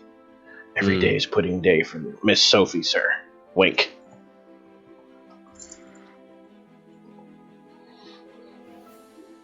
I will take a swig of my flask after smelling that breath. I could use a nip myself, Governor. And he pulls out his own flask.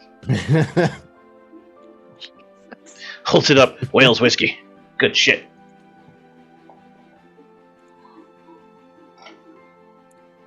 What else?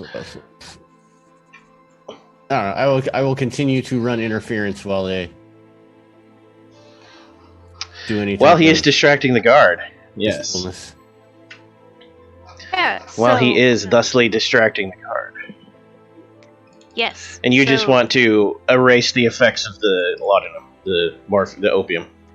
Correct? Yeah, and under the assumption that probably won't feel great, sort of comfort her. So because she's been through a traumatic experience. So Maisie will just sort of like gently sit down on the bed and take Sophie's hand and like just look her straight in the eyes and be like, Sophie? Hi, my name is Maisie. And I know that you've been through something very difficult. And like she'll start stroking her hand as she activates her life magic. I know you've been through something very traumatizing, and I'm sorry that happened to you. But we're here to help, and you can help us too. We just have a couple questions, and then once you answer the questions, if you need anything here, you let us know, and we'll make sure it happens. So, what's your approach going to be? How are you doing the spell? Is this going to be like a tea, or how subtle are you going to make it? She's going to make it pretty subtle. Is there tea around? You brought tea in your valise, I believe you said. I did. I brought the tea leaves, but I still need hot water in a teacup.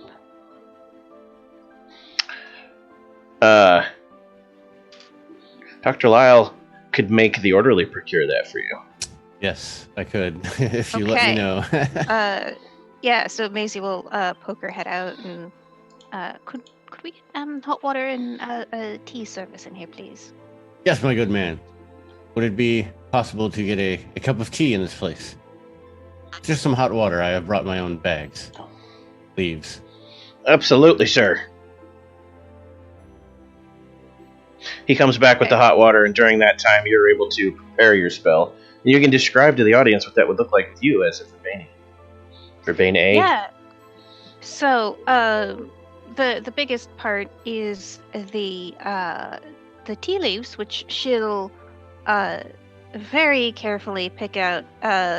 This leaf, yes. That leaf, no. This leaf, yes. Until she's got enough to, brew a nice cuppa.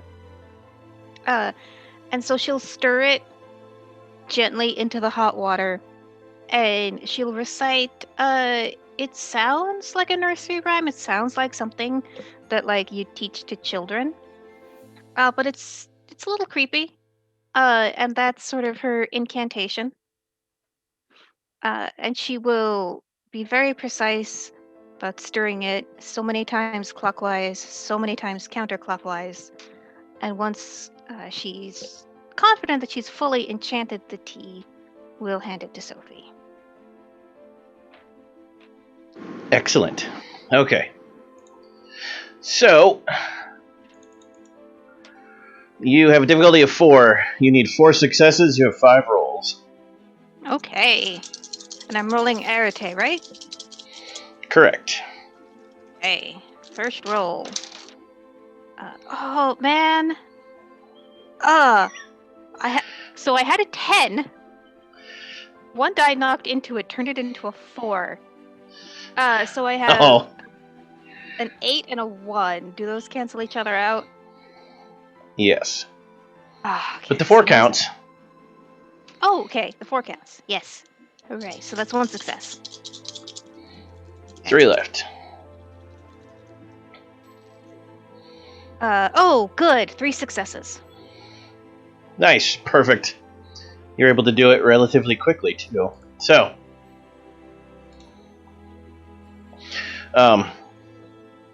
you give her the tea and she becomes alert. And sweat immediately begins pouring out of her, like her neckline and her hairline, and she starts quivering a little bit. And her eyes are darting all over the place, and then she realizes where she's at, and she relaxes. And then she realizes there are people in the room and are like, the hell are you? It's okay. Like, I assume that there's, like, maybe, like, a basin of water with a sponge. Yes. Yeah, so while... This tea is amazing. You have to give me the recipe. Certainly. While the other people question her, Maisie just sort of, like, starts sponging Sophie off and, like, helping clean away the sweat and, like, probably whatever dirt and other grime she's accumulated. I'm just generally taking care of her. She smiles and giggles a little and makes random small talk with you, but then her eyes glaze over for a second. And like lightning fast, she's across the room.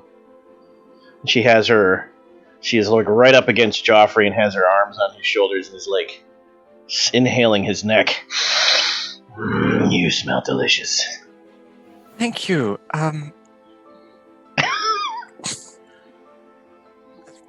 Very kind. Help. I don't believe we've been properly introduced. Sophie, darling, please collect yourself. She spins around. What the fuck are you? You're not my dad. No. That's a big, nasty word to drop in Victorian London in front of people dressed like you. My word. Oh, I'm sure I've heard much worse in Safari. No, Sophie, we're here to help. Then her eyes get a faint golden gleam. Oh, I know you. You're Lucy's father. What did you say? Oh, Daddy. Daddy, I miss you. Come save me, Daddy. Daddy, save me from these monsters. And then she giggles maliciously. Oh dear. That is uncalled for. And she says it in Lucy's voice. I'm gonna slap her. I'm done being nice to this lady. It makes her laugh. It does not leave a red mark.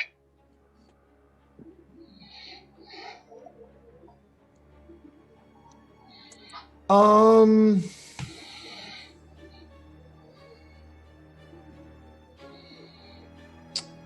then her eyes glaze over again and the golden tint leaves. She's just like, gets that faraway look in her eye again. Looks around. What was I saying? Who are you? Who are you? My name's Sophie. It's a pleasure to meet you. Is the orderly still distracted outside? Yes. Yes. Can I use... Because... Well, not yet. Keep going. But yes, he is. Can I use entropy very quickly, right? Kind of a rush job, to figure out what disrupted the pattern per se and changed that made her eyes do that and then went away that made it go away? Was there a trigger or anything affecting her? It's like... Roll perception plus awareness. Difficulty 5. Perception is a 5. 1, 2, 3, 4, 5. Plus awareness, difficulty 5. 2, 3, 4, 5. 5 successes. It's a critical success, so Hold on. not only do you learn it's 5 not successes. entropically related. That's critical, so not only do you learn it's not entropically related at all, it wasn't a sphere effect, but if it was, you would have equated it to correspondence in mind. I have 2 dots in both of those. Can I pick up off that? Can I follow it back or anything like that and see what's going on? She's transforming as a result of her connection to something you can't reach. Something inside of her, and you'd need life to figure this out, is triggering the transformation. Joffrey's going to slowly walk her back to the bed as all this is happening. Macy has life. Can you work Perception plus together to awareness. figure this out? Okay. Yes, same difficulty, 5. I have another idea if this doesn't work. One landed on the floor. So I'm gonna re-roll that one. Oh shit. Which of you is Order of Hermes again? Sir Arthur, no. Dr. Lyle, yes? Dr. Lowe. Okay. One success. We're and going to 2 pretend ones. you're assisting too. Okay. Oh. I think we One probably success and Lyle, 2 get in ones. here. Yeah, 1 success, 2 ones. So you botched. Okay. She drank something that's transforming her into something else. That's all you get. You're convinced it's the laudanum. Too much opium. Okay. I have a Dr. Lyle. Yes. Roll occult or enigmas plus intelligence.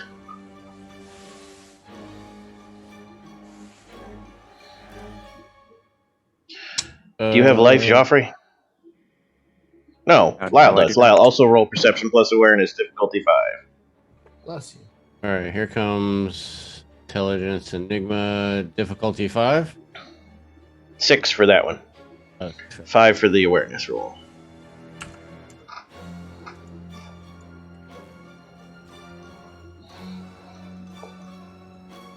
All right, 4 successes on the intelligence and enigmas.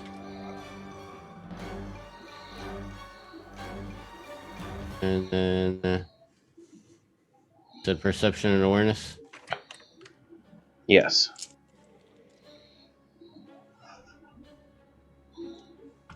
Difficulty 5.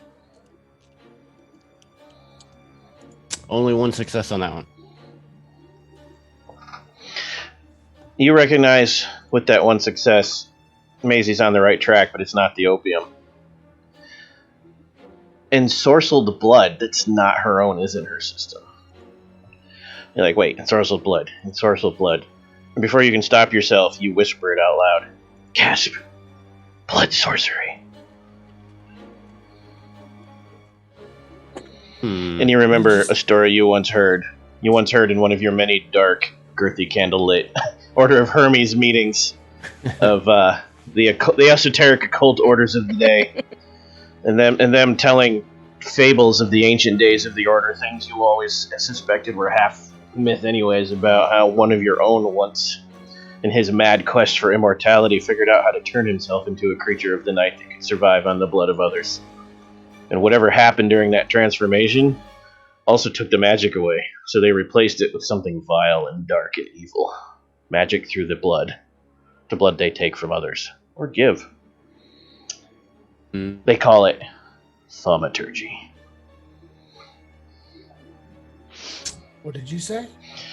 The name of that vile wizard? Tremere.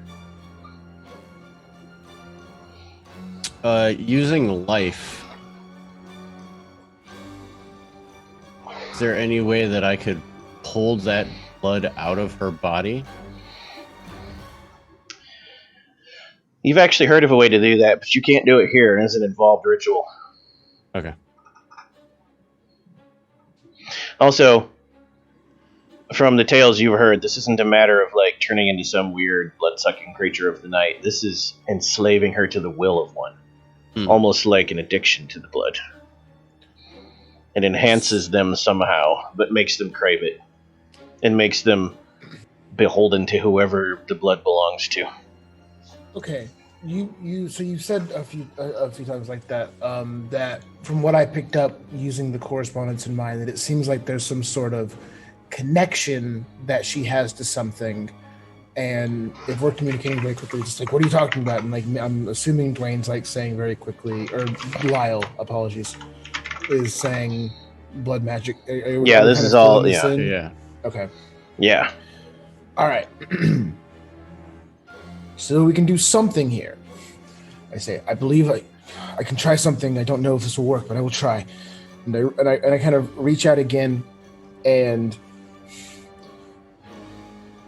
I don't know. I don't know if this will. No. And I kind of. This is really crazy and weird. Okay, and this is probably going to end very badly for us, but one of the things that it does talk about my sect, one of our tools, is the spilling of blood. Of course it is. Okay, so what I want to do is I'll quick release my sword cane, okay? Okay. And I will very quickly just be like, I'll kind of like go into a little bit of a trance and kind of start, doing an incantation or a mantra that I've learned while out, and I'll very quickly do a slash on my hand. And as the blood runs out, I want to try to focus all of my entropy into it, and through that blood spilling, focus my entropy. And I'm not trying to hit her with it, but I want to try to degrade and break down that connection between her and whatever is enslaving her. So that specific tether, that's what I want to break down with my entropy. How much correspondence do you have? 3. No, 2 correspondence, 3 entropy.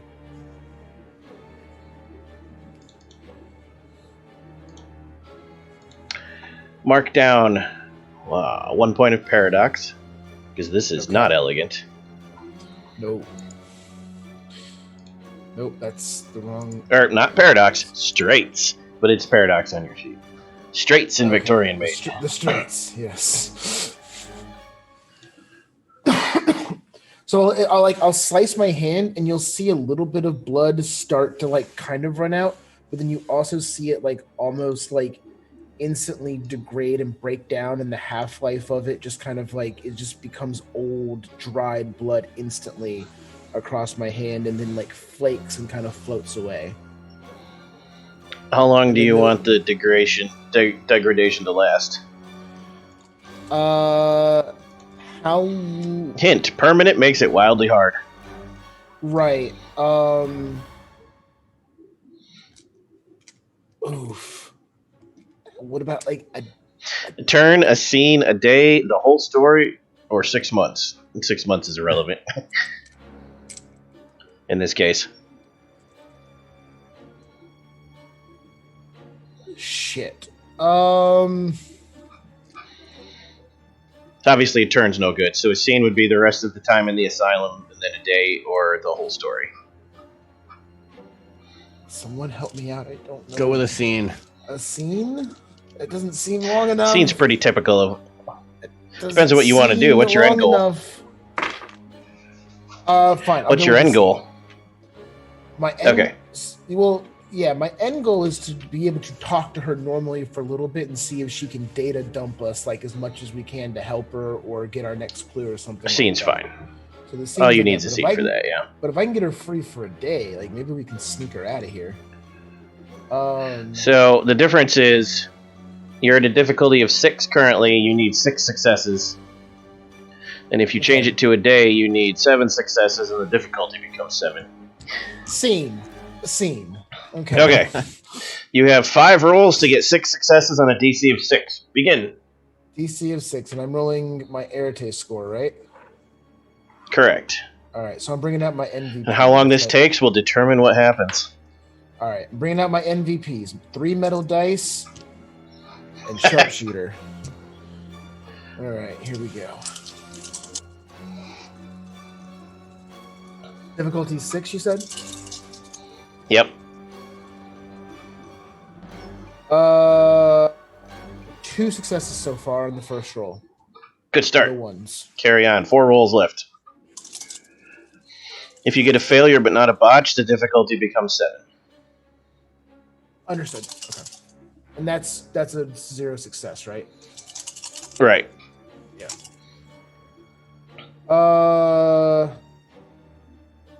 Difficulty 6, so that's a 9 and a 10, 5 and 4. Ooh. So that's 2 more successes plus the 10 explodes. For a 7, that's 3 more successes. That's 5 successes total right now. No 1 left, 3 rolls. You got this.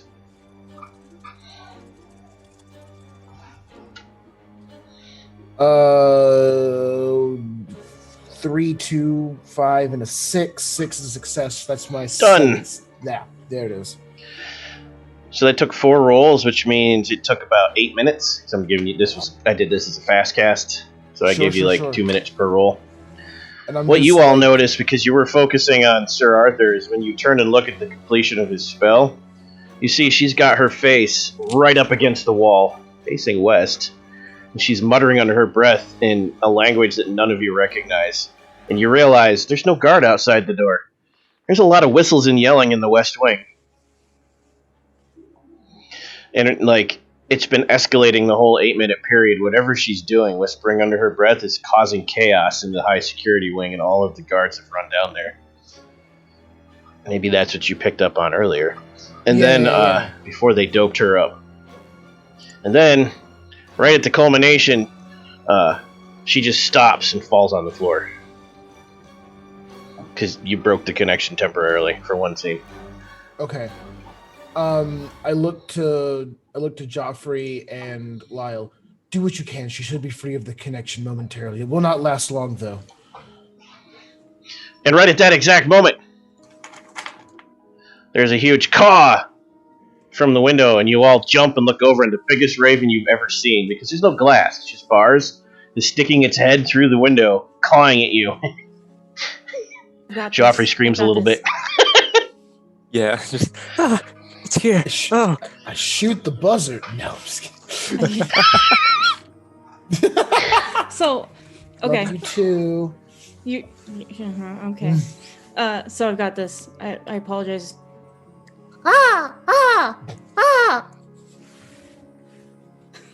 Nice. Maisie will assume, like, oh goodness, did she summon that? And someone to kill us. You recognize it, Maisie. You saw it in your vision.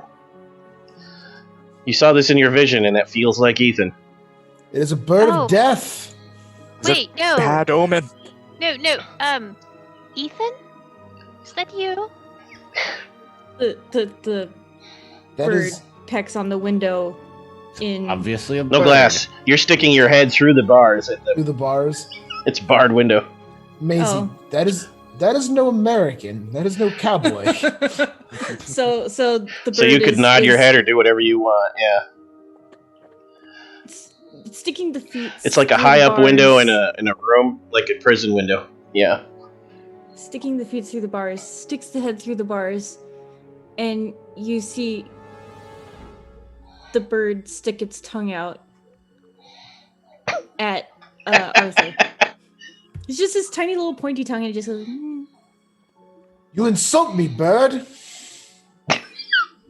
Oh no, here we go again. Tongue to me. She sent it to taunt us. Is there a way to, like, move the bars? Like, are they on a hinge or something? Yes. For the sake of this, I'll say you figure out how to let the bird in. Okay. Thank you. You're all like, that's not very secure, but a person couldn't fit through there anyways.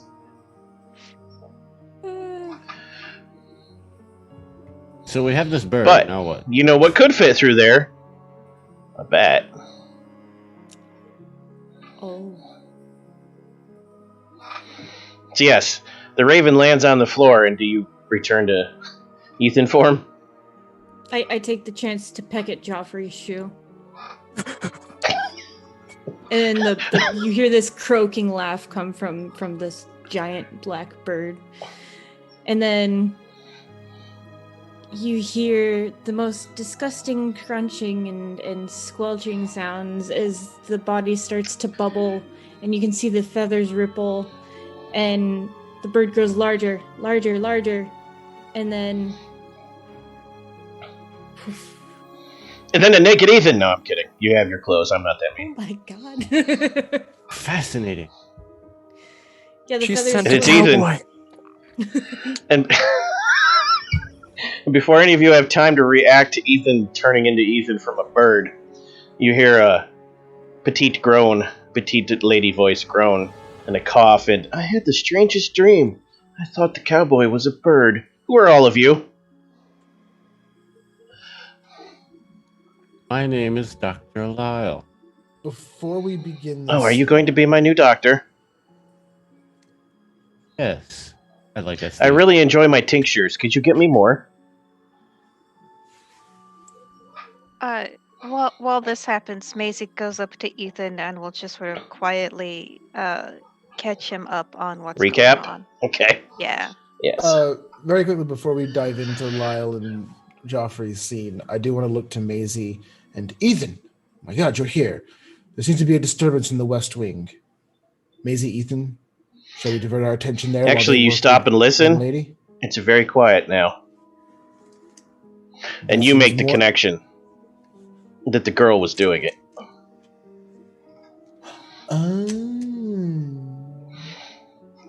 She was muttering some obscure language under her head and doing something. Craziness over there. Okay. All right. Okay. Cool. Then I'm just going to. The crazier is more crazy. Then I'm just going to stand back and let them do their thing.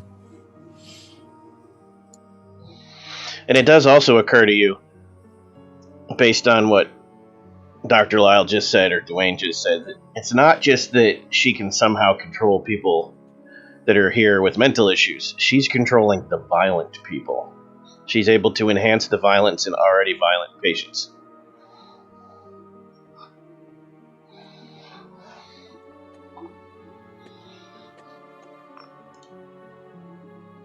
Maisie, do you have any more tea? I can certainly brew some. Well, you made a whole pot and only gave her 1 cuppa. You should have plenty left. Sure. The girl is full. Her faculties are intact though right now. Yes, she thinks she just woke up from a dream that made her fall out of the bed. I would still give her something to, at least to drink. Yeah, it's chamomile. Thank you, sir. Drinks it. Yes. Thank you, sir. Drinks it. My, you're a handsome fellow. Thank you. Thank you. As I said, my name is Dr. Lyle. I will be one of your new doctors. My associate right here is Mr. Wellington. It's a pleasure to meet you, Adam. We understand that before you were brought here, you had a run-in with an individual, and we would like to get your story as to what had happened. Anything that you could remember.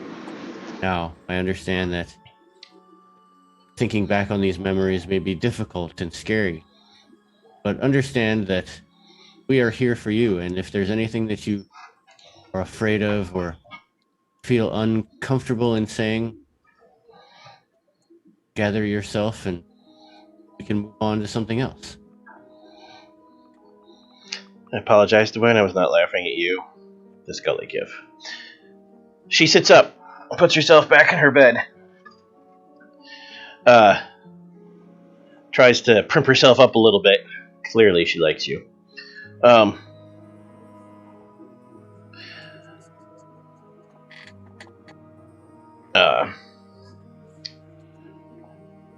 She says, and then she shivers a little bit and acts like she's cold, and this scares her to think about this, breaking out of goosebumps. That's what I'm trying to say. And I do remember what happened. It was terrifying, but I'm quite sure I must have succumbed to I don't know what a good word here is, temporary madness, because obviously some of it was delusion. This can't all be real. My mind is making up things for whatever horrors I truly saw. Yes. A moment of the vapors. Well, sometimes the mind has ways of interpreting things that we can't fully understand, but nevertheless, I think you should share. My friends and I were celebrating, and we took a wrong turn. We were perhaps a tad bit inebriated, and we somehow ended up in the Old Nickel. You all know the Old Nickel is situated between High Street, Shoreditch, and Bethnal Green. It's the worst slum on the East End of London. 20 narrow streets, 730 terrace houses, 6,000 people. Yay. Not a great place. Conditions are quite deplorable there. Slumming is not really a thing yet, but when it becomes a thing, there'll be a lot of people slumming it here. I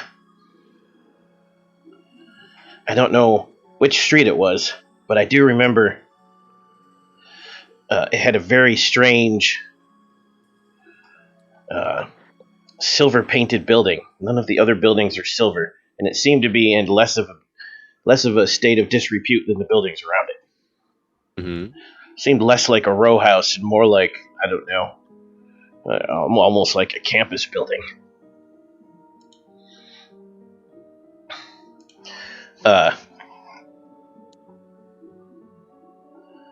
Some vagabonds, ruffians, ne'er-do-wells tried to set upon us on the street, so we ran.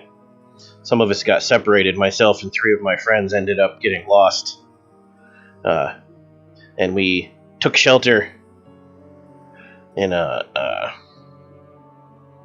entryway to one of the sewers.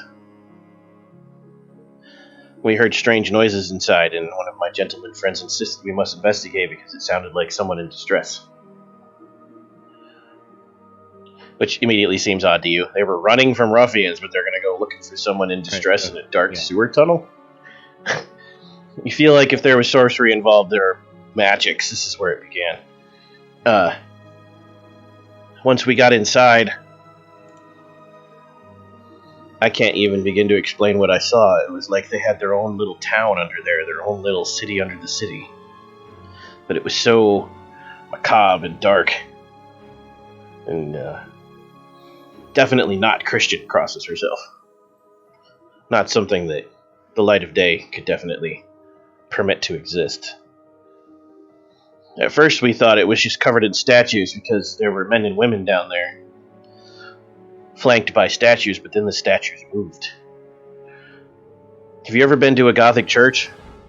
Which doesn't say Gothic, but have you ever been to one of those grand cathedrals in town with the horrible looming demons, the gargoyles? It was like them. They were like statues of gargoyles, but they were alive. They could move. Mm-hmm. And we realized we were surrounded, and they set themselves upon us. The gargoyles grabbed my friends and held them down while the men and women tore into them. They were about to set upon me when one that I could not quite see, a woman I believe, told them to stop. And that's all I remember. I simply remember waking up here after that. What? Can I lean in just really quickly? Doctor.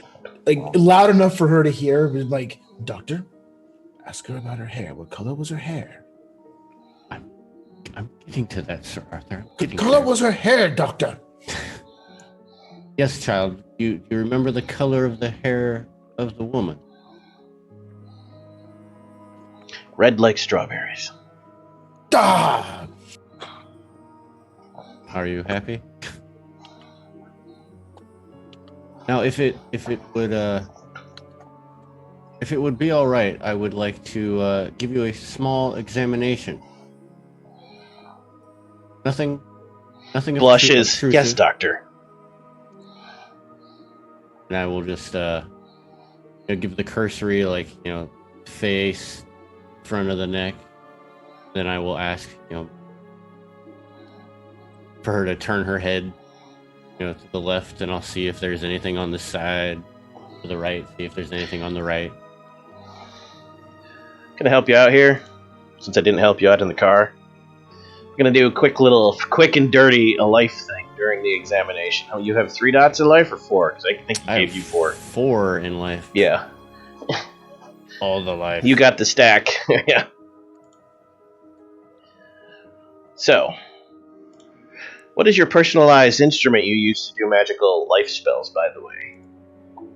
It can be anything you want, but it has to be personalized to you. You've made it your own, even if it's something unique or common. So, for instance, Maisie's could be U-wand or something. Joffrey's is probably a very specific nub of pencil or whatever. Or chalk. Mine would probably be a scalpel. It's quite terrifying. That's what I thought you'd say, so I also want you to explain. That's what I thought you'd say, so I also want you to explain to us, as you do your magical examination, how you use the scalpel without terrifying the girl that you're going to cut her. So instead of using the sharp end, I will turn it around. And playfully. See, child, this does not hurt. She does think you're playing with her. That makes her giggle. Well done! Arete, difficulty 5. You need 4 successes. You have 5 rolls.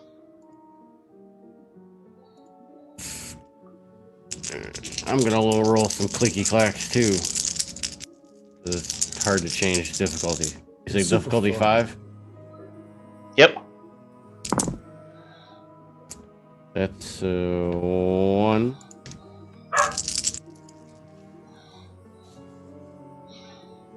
That's 2. 3, 4. Okay. 4 on the first roll. Nice. Go again.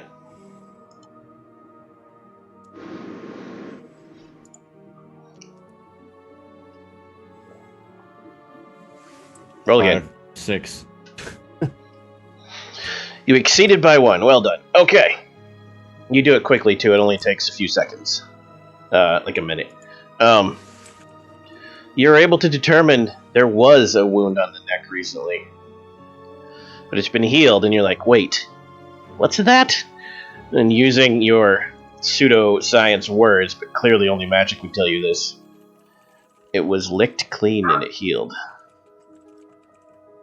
Ah.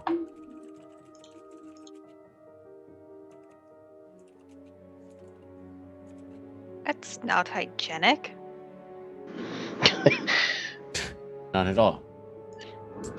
You look at Dr. Lyle, who's like, his hands haven't been washed in like 3 days, and he's just touching this girl everywhere. Hygienic. What? Antiseptic's not a thing yet. Let's go. Close. Interesting. And then the last thing that I would check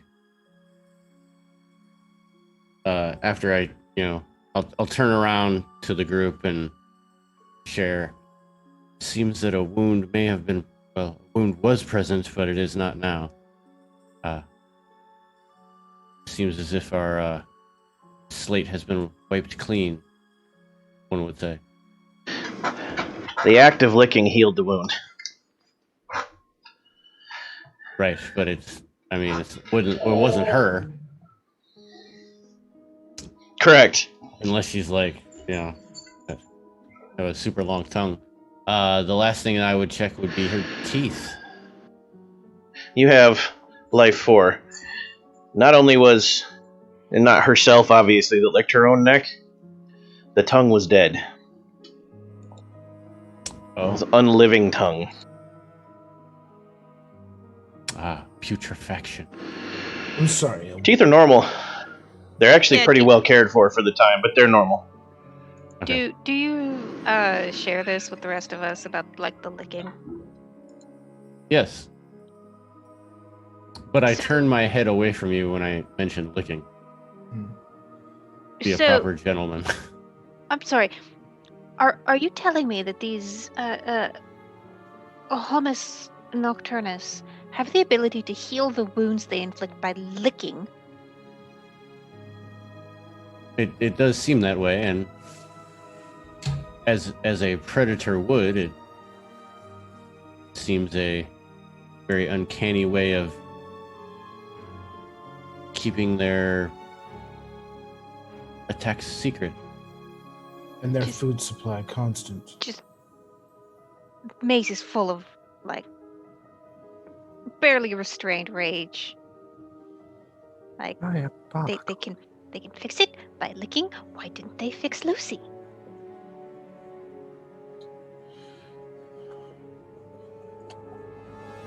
That I cannot know. This creature attacked this poor woman. Consumed, we assume, blood from her. Licked the wound and made it completely gone. And then apparently fed her some of its blood. Fed her some of its blood, yes. We sensed its blood in her. There's a connection between the two. Enthralling of some sort. I looked to Maisie specifically. We found our first Nocturnus.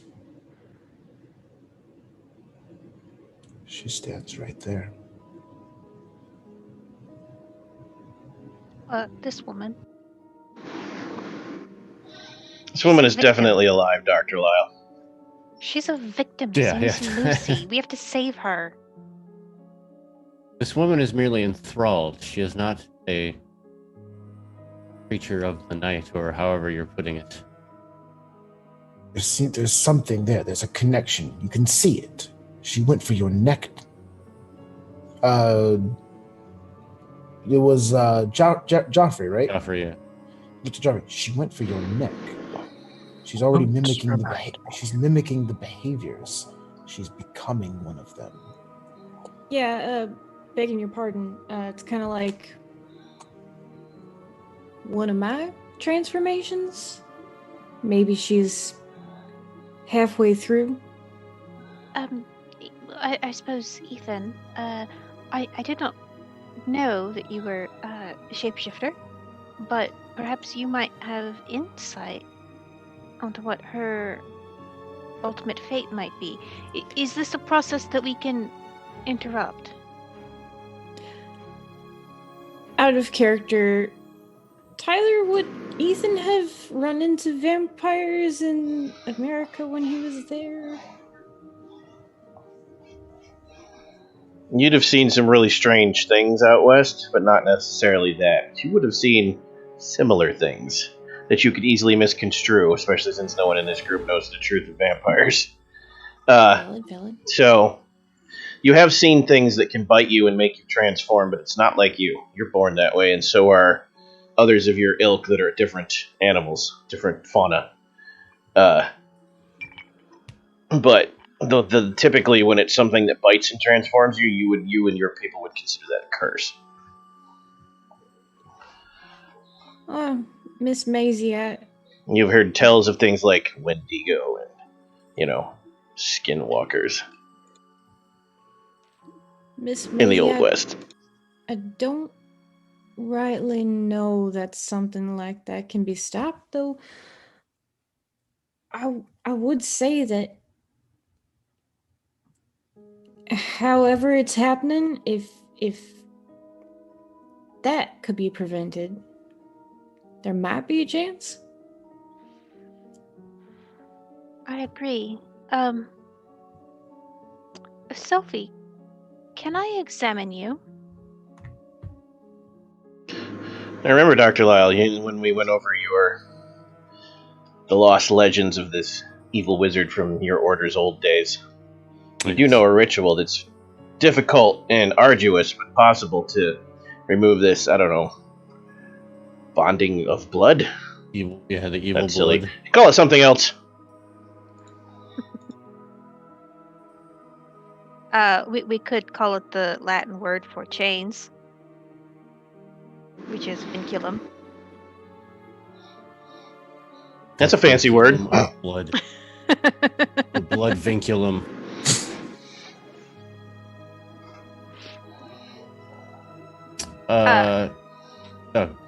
Go ahead, Maisie. Yeah, so I asked Sophie if she will let me examine her. And I sort of want to use... she consents. Okay. So I've got life at 3 and spirit at 3 and entropy at 1, and I sort of just want to figure out... Pretty much, is she on an unavoidable... is her destiny already written? Is she destined to be transformed into one of these things? Or is there a way that we can save her? You won't need to, because Sir Arthur did an entropy spell and got exceptional results. No, this is not irredeemable at this point, Sir Arthur. It has not reached its final stage. Okay. You felt that when you severed the connection temporarily. Okay, I was going to actually bring that up. I have been able to successfully sever the connection, so maybe that can be expanded upon. So you feel like this is 2/3 of the way through. Okay, then I'll say I apologize. I believe that I got carried away and perhaps went a step too far, and I can admit when that happens and take a step back. I have temporarily severed this connection. However, I believe from what Maisie and myself have sensed, this is almost complete. And once it's complete, then there is no bringing her back. The only ending is... Well, how do we interrupt it? How do we stop it? How do we save her? What I did here was as much as I could do here. The rest would require a much greater ritual, and we can't just take her. Who knows when the connection comes back? There is such a ritual that I could try and perform, although it hasn't been performed in quite a while. Here, right now? As I said, it would take some time to prepare. You could re-sedate her, supernaturally or otherwise, and then use your status, Dr. Lyle, to check her out and say, I'm the primary physician now. Well, and maybe you could assist that process with some mind magic. Oh, yes. Dr. Maisie, see if you can put her back into her previous state. Let her know that it's only for her benefit. And now, before we do this... She already mentioned she really likes her tinctures. Yes, I've cleansed her body of intoxicants, so we would have to re-intoxicate her? That should not be... Or, I believe you were trying to say, Dr. Lyle, that you could do that with your magic. You could induce a somnambulant state. Okay. However, there is one course of action that we must think of as well. Well, we could... Also, interesting note before you finish that thought, in case it changes this, because no one noticed yet. Joffrey, your danger sense that things were hostile to you never went off. She was never dangerous to you or the party. Because you had a when are we threatened spell, and it has not yet gone off. Even during all of that, it was never directed at you. Go ahead, Dr. Lyle. Yes, while we may have a way of saving this woman, and as a doctor, I am always in the ways of helping people. However, we cannot overlook the fact that if there is a bond connecting this woman to her assailant, or we believe to be her assailant, could we not use that connection to seek them out?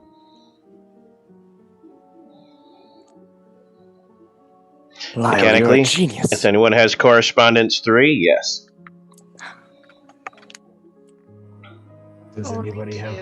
Does anyone have correspondence 3 to tell me if I'm right or wrong? I've got Corvus Spondence 3.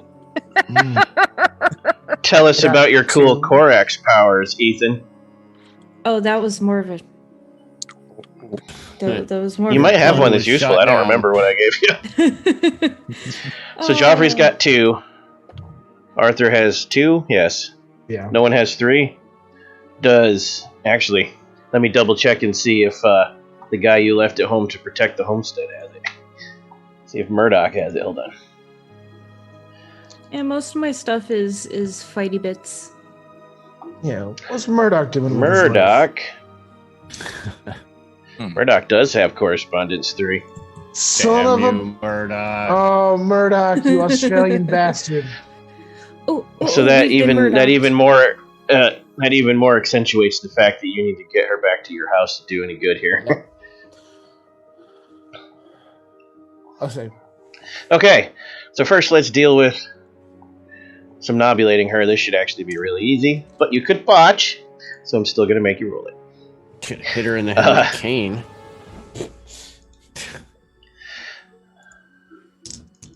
Okay. Difficulty 4, 5 rolls, you need 1 success. Oh. Okay. You have a lot of life magic. Botch. I got it. I have 4 successes. 4 successes. 4 successes on 4 dice. That actually matters because that means if the master were to try to force her out of the state, it's now much harder than it would have been at the base spell level. Their difficulty is increased by 3. Watch my blade. What's next? I call this hypnagogism. No, I think hypnotism existed then.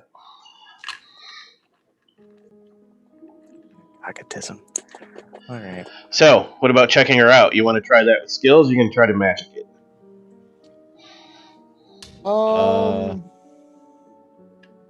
Actually, I think with this our will be skills between whoever. I was gonna say between Sir Arthur. If you and do this myself, with, we got failed lagged. tonight, Dwayne. Yeah. If you do it with magic, whoever does it's going to take a point of paradox. Go ahead, Dr. Lyle. I was gonna say between myself and Sir Arthur, I'm sure we could get it done with skills. I think so too. The straights, not paradox. Victorian mage, my bad. The straights. I believe we can avoid the straights and use our skills. Would it be best Excellent. to avoid the straits? So we have Dr. Lyle and Sir Arthur, Maisie, Joffrey, and Ethan, but mostly Dr. Lyle and Sir Arthur probably, are back talking to the night shift head doctor. You have gotten the pleasantries out of the way, and he's like, so, are you satisfied with your visit with our patient? Are you going to come back and visit her again? What's your plan, Dr. Lyle? Sir Arthur. Well, oh, sorry. Please. We would like custody of her. He looks down at you. I'm sorry, ma'am. That's not how that works. Look to Daddy. My good man. Well, I do admire your particular enthusiasms towards your job and making sure that she has remained here. Unfortunately, we have decreed by the good doctor that these conditions are not apt towards her particular condition. So, at this time, with a medical professional fully able to sign off on this transfer, I will invoke, and then I want to just start listing off with both a mix of politics 3 and law 3, all like just this combination of just like, by decree of Her Majesty's, health certificate, we take full legal custody of her at this time in order to establish the estate, therefore given to us and ad nauseum blood, and like I just start running off all these things. Dr. Lyle, do you happen to have politics or law? At any rank. No politics and no law. How are your persuasion skills, your talents? What do you have for leadership or intimidation or expression, specifically? I have 2 in leadership, if it helps. None. You're gonna do the law roll. None in where's intimidation? Under expression, it's above leadership. I have a weird question and request. Because I am doing the law and trying to mask it as a medical transfer, can Dr. Lyle use medicine as a social role to convincingly declare this person needs to be moved medically out of this facility? His medicine ranks are lowering his difficulty, but he still has to make a social roll. Yeah, I got nothing. In any of those? I have no empathy. What no are your talents? No leadership. It's alertness, 1 in athletics, awareness, 1 in brawl, and 3 in expression. That's expression's 1 of the 3. Oh, okay. I thought you said empathy. So you need to roll expression plus manipulation at a difficulty of 4. Sir Arthur needs to roll charisma or manipulation, his choice, plus law at a difficulty of 7. Ooh, wait.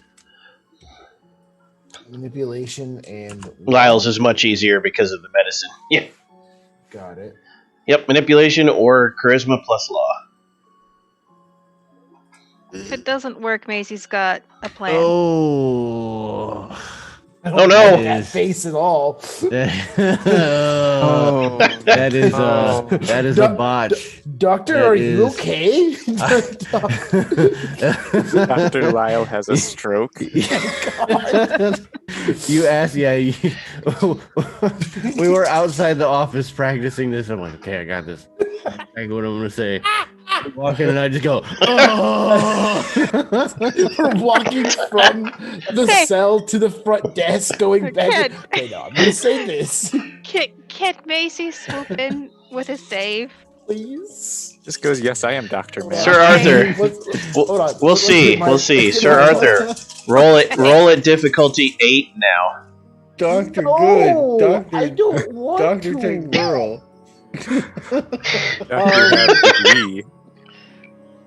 Since we're Go ahead and not roll, going and back- depending on what you do, Macy will sweep it. Since our plan was to go back to the house anyway after this, I would like to spend a point of willpower to will my way through this interaction for the love of God. So that's at least one success. Okay. I will. Yes. I will take the straight and just go.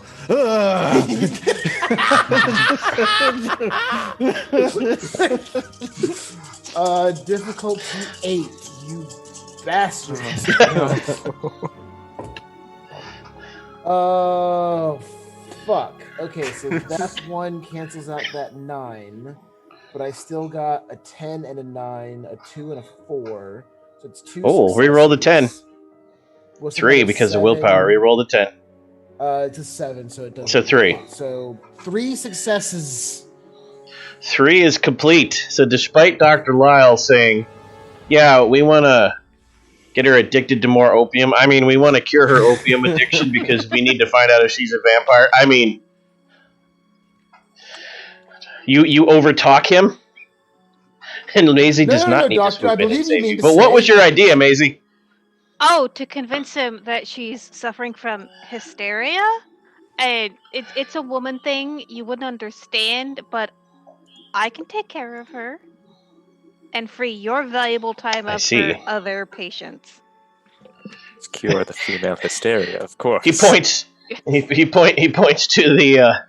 He would have pointed towards the treatment ring and be like, "We have this giant machine for that." Yes. But I'm working on a novel treatment, which I see. certainly not polite society. But if it works, I will make sure you get credit. Okay.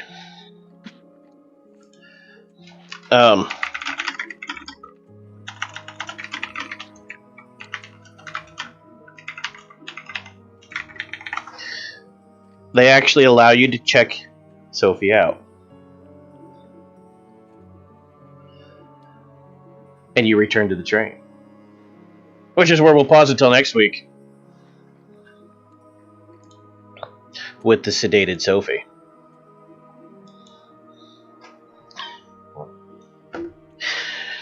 Dwayne. Okay.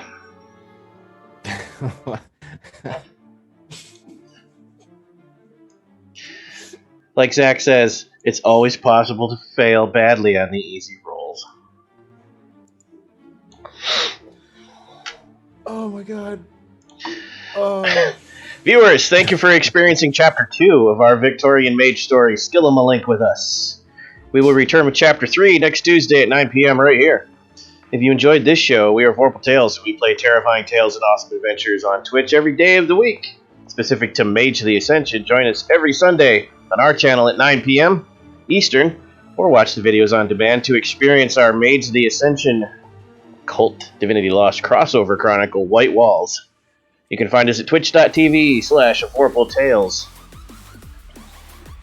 Every time for Steve. And you can learn all about us and how to connect with us, including social media and Discord on our website, VorpalTales.com. The links will appear in chat momentarily. Awakened extraordinary gentle beings, let the viewers know who you are one more time. The next place this week people can find you online. Okay. Hello, my name is Rachel. You can find me, Stolen Fires, pretty much everywhere, especially Twitter and Instagram. Let's see. You can find it is Tuesday, so you can find me tomorrow, Plastic Age Plays, playing Savage World Rifts. That should be a good time. And then Thursday, I will be back here running Changeling the Dreaming Chronicle, also currently set in Victorian England. The way game ended up last week, the only person one of the only 3 people who knows Sovereign in the entire world, is now in a room with Queen Victoria. And the technocracy is up to their own foolishness. And then on Sunday night, you can find me Vorpal Tales for White Walls, which I'm really enjoying. Yeah, that's it. Hey everybody, I'm Ever, and I have been playing Ethan tonight. My pronouns are they, them, and you can find me all over the internet as Changeling Ever. You can find me Thursday night playing Black Void. Come check out all the eyeballs that'll be glued to my face. And you can also find me on Etsy at Neat & Co Designs, as in, hey, Ever, that's a neat hat that I'm punch. And I have been Geoffrey Wellington, also known as Kisama. You can find me on Twitter at TrueKisama, or on Vorpal Tales on Thursdays in Black Void. I think I might have tried to go early. I apologize. So hi. I am Steve. You can find me on the internet at Voodoo Arcade. Normally, you would find me on Vorpal Tales tomorrow playing Tales from the Loop with Space Lord Pajamas. However, we are delaying the start of that game for 1 week, so tune in 1 week from tomorrow for Tales from the Loop. But this week, you will find me back on Vorpal Tales Friday night for Scarred Lands Dracogenesis. And I have been Dr. Lyle. You guys find me on the internet. I medicine do. Dr. Lyle, medicine do, take girl, good. The next time you guys will see me, we'll be running the next session of Black Void Lights in the Darkness on Thursday.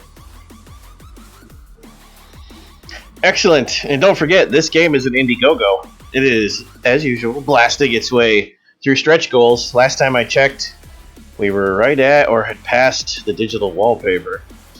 Got a new updated reprint of a classic Victorian Mage novelette called Penny Dreadful. And I can't even remember what was before that. But yes. NPCs ready-made. We need to hurry up and get to the next stretch goal so we can get the jumpstart and the intro adventure, because I hear that's going to be pretty awesome. Jumpstart's really good. Definitely go check it out. Ever drop in the link if you could, please. I think it's been popping up. But still, let's give it to him again. And for the Ride or Die viewers, it's vote time. Audience, you can vote for any one player. If you give them a vote, they get a free point of willpower that they can spend without burning the willpower. Players, your votes for each other, I will track and will lessen your paradox, your straights rolls when and if they happen. Oh goodness! If you get no straights rolls, then you can't. Then I will allow you to choose at one point to lower the DC by the number of votes you choose to a minimum of 3 on any roll.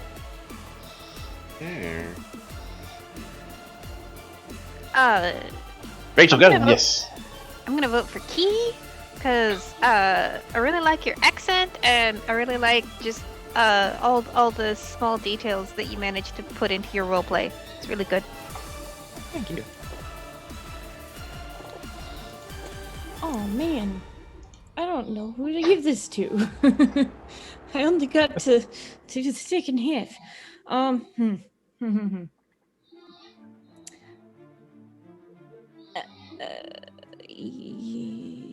Oh, this is terrible. I'm a terrible person. I'm so sorry. Crap. I'm gonna give it to my favorite funny guy, Key, because screaming at the Raven, because Key is going to be my default now when I don't know who to pick. I guess that'll how it works. Okay, I'm gonna shut up now. That how it work, cowboy take girl home. Says doctor.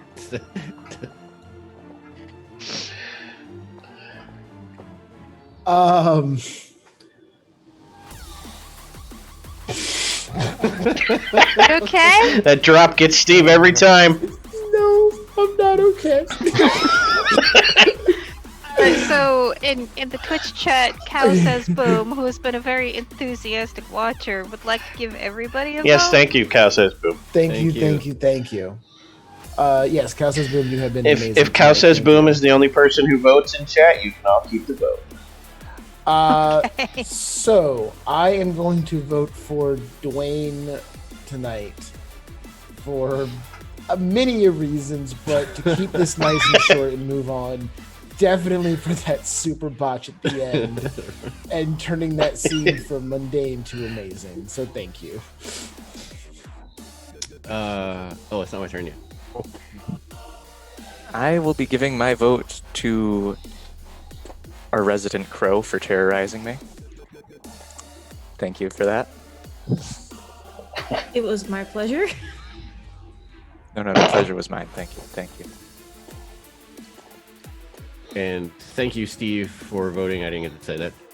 But tonight I am going to vote for Maisie for being the female in a man's dominated world and not taking any bullshit.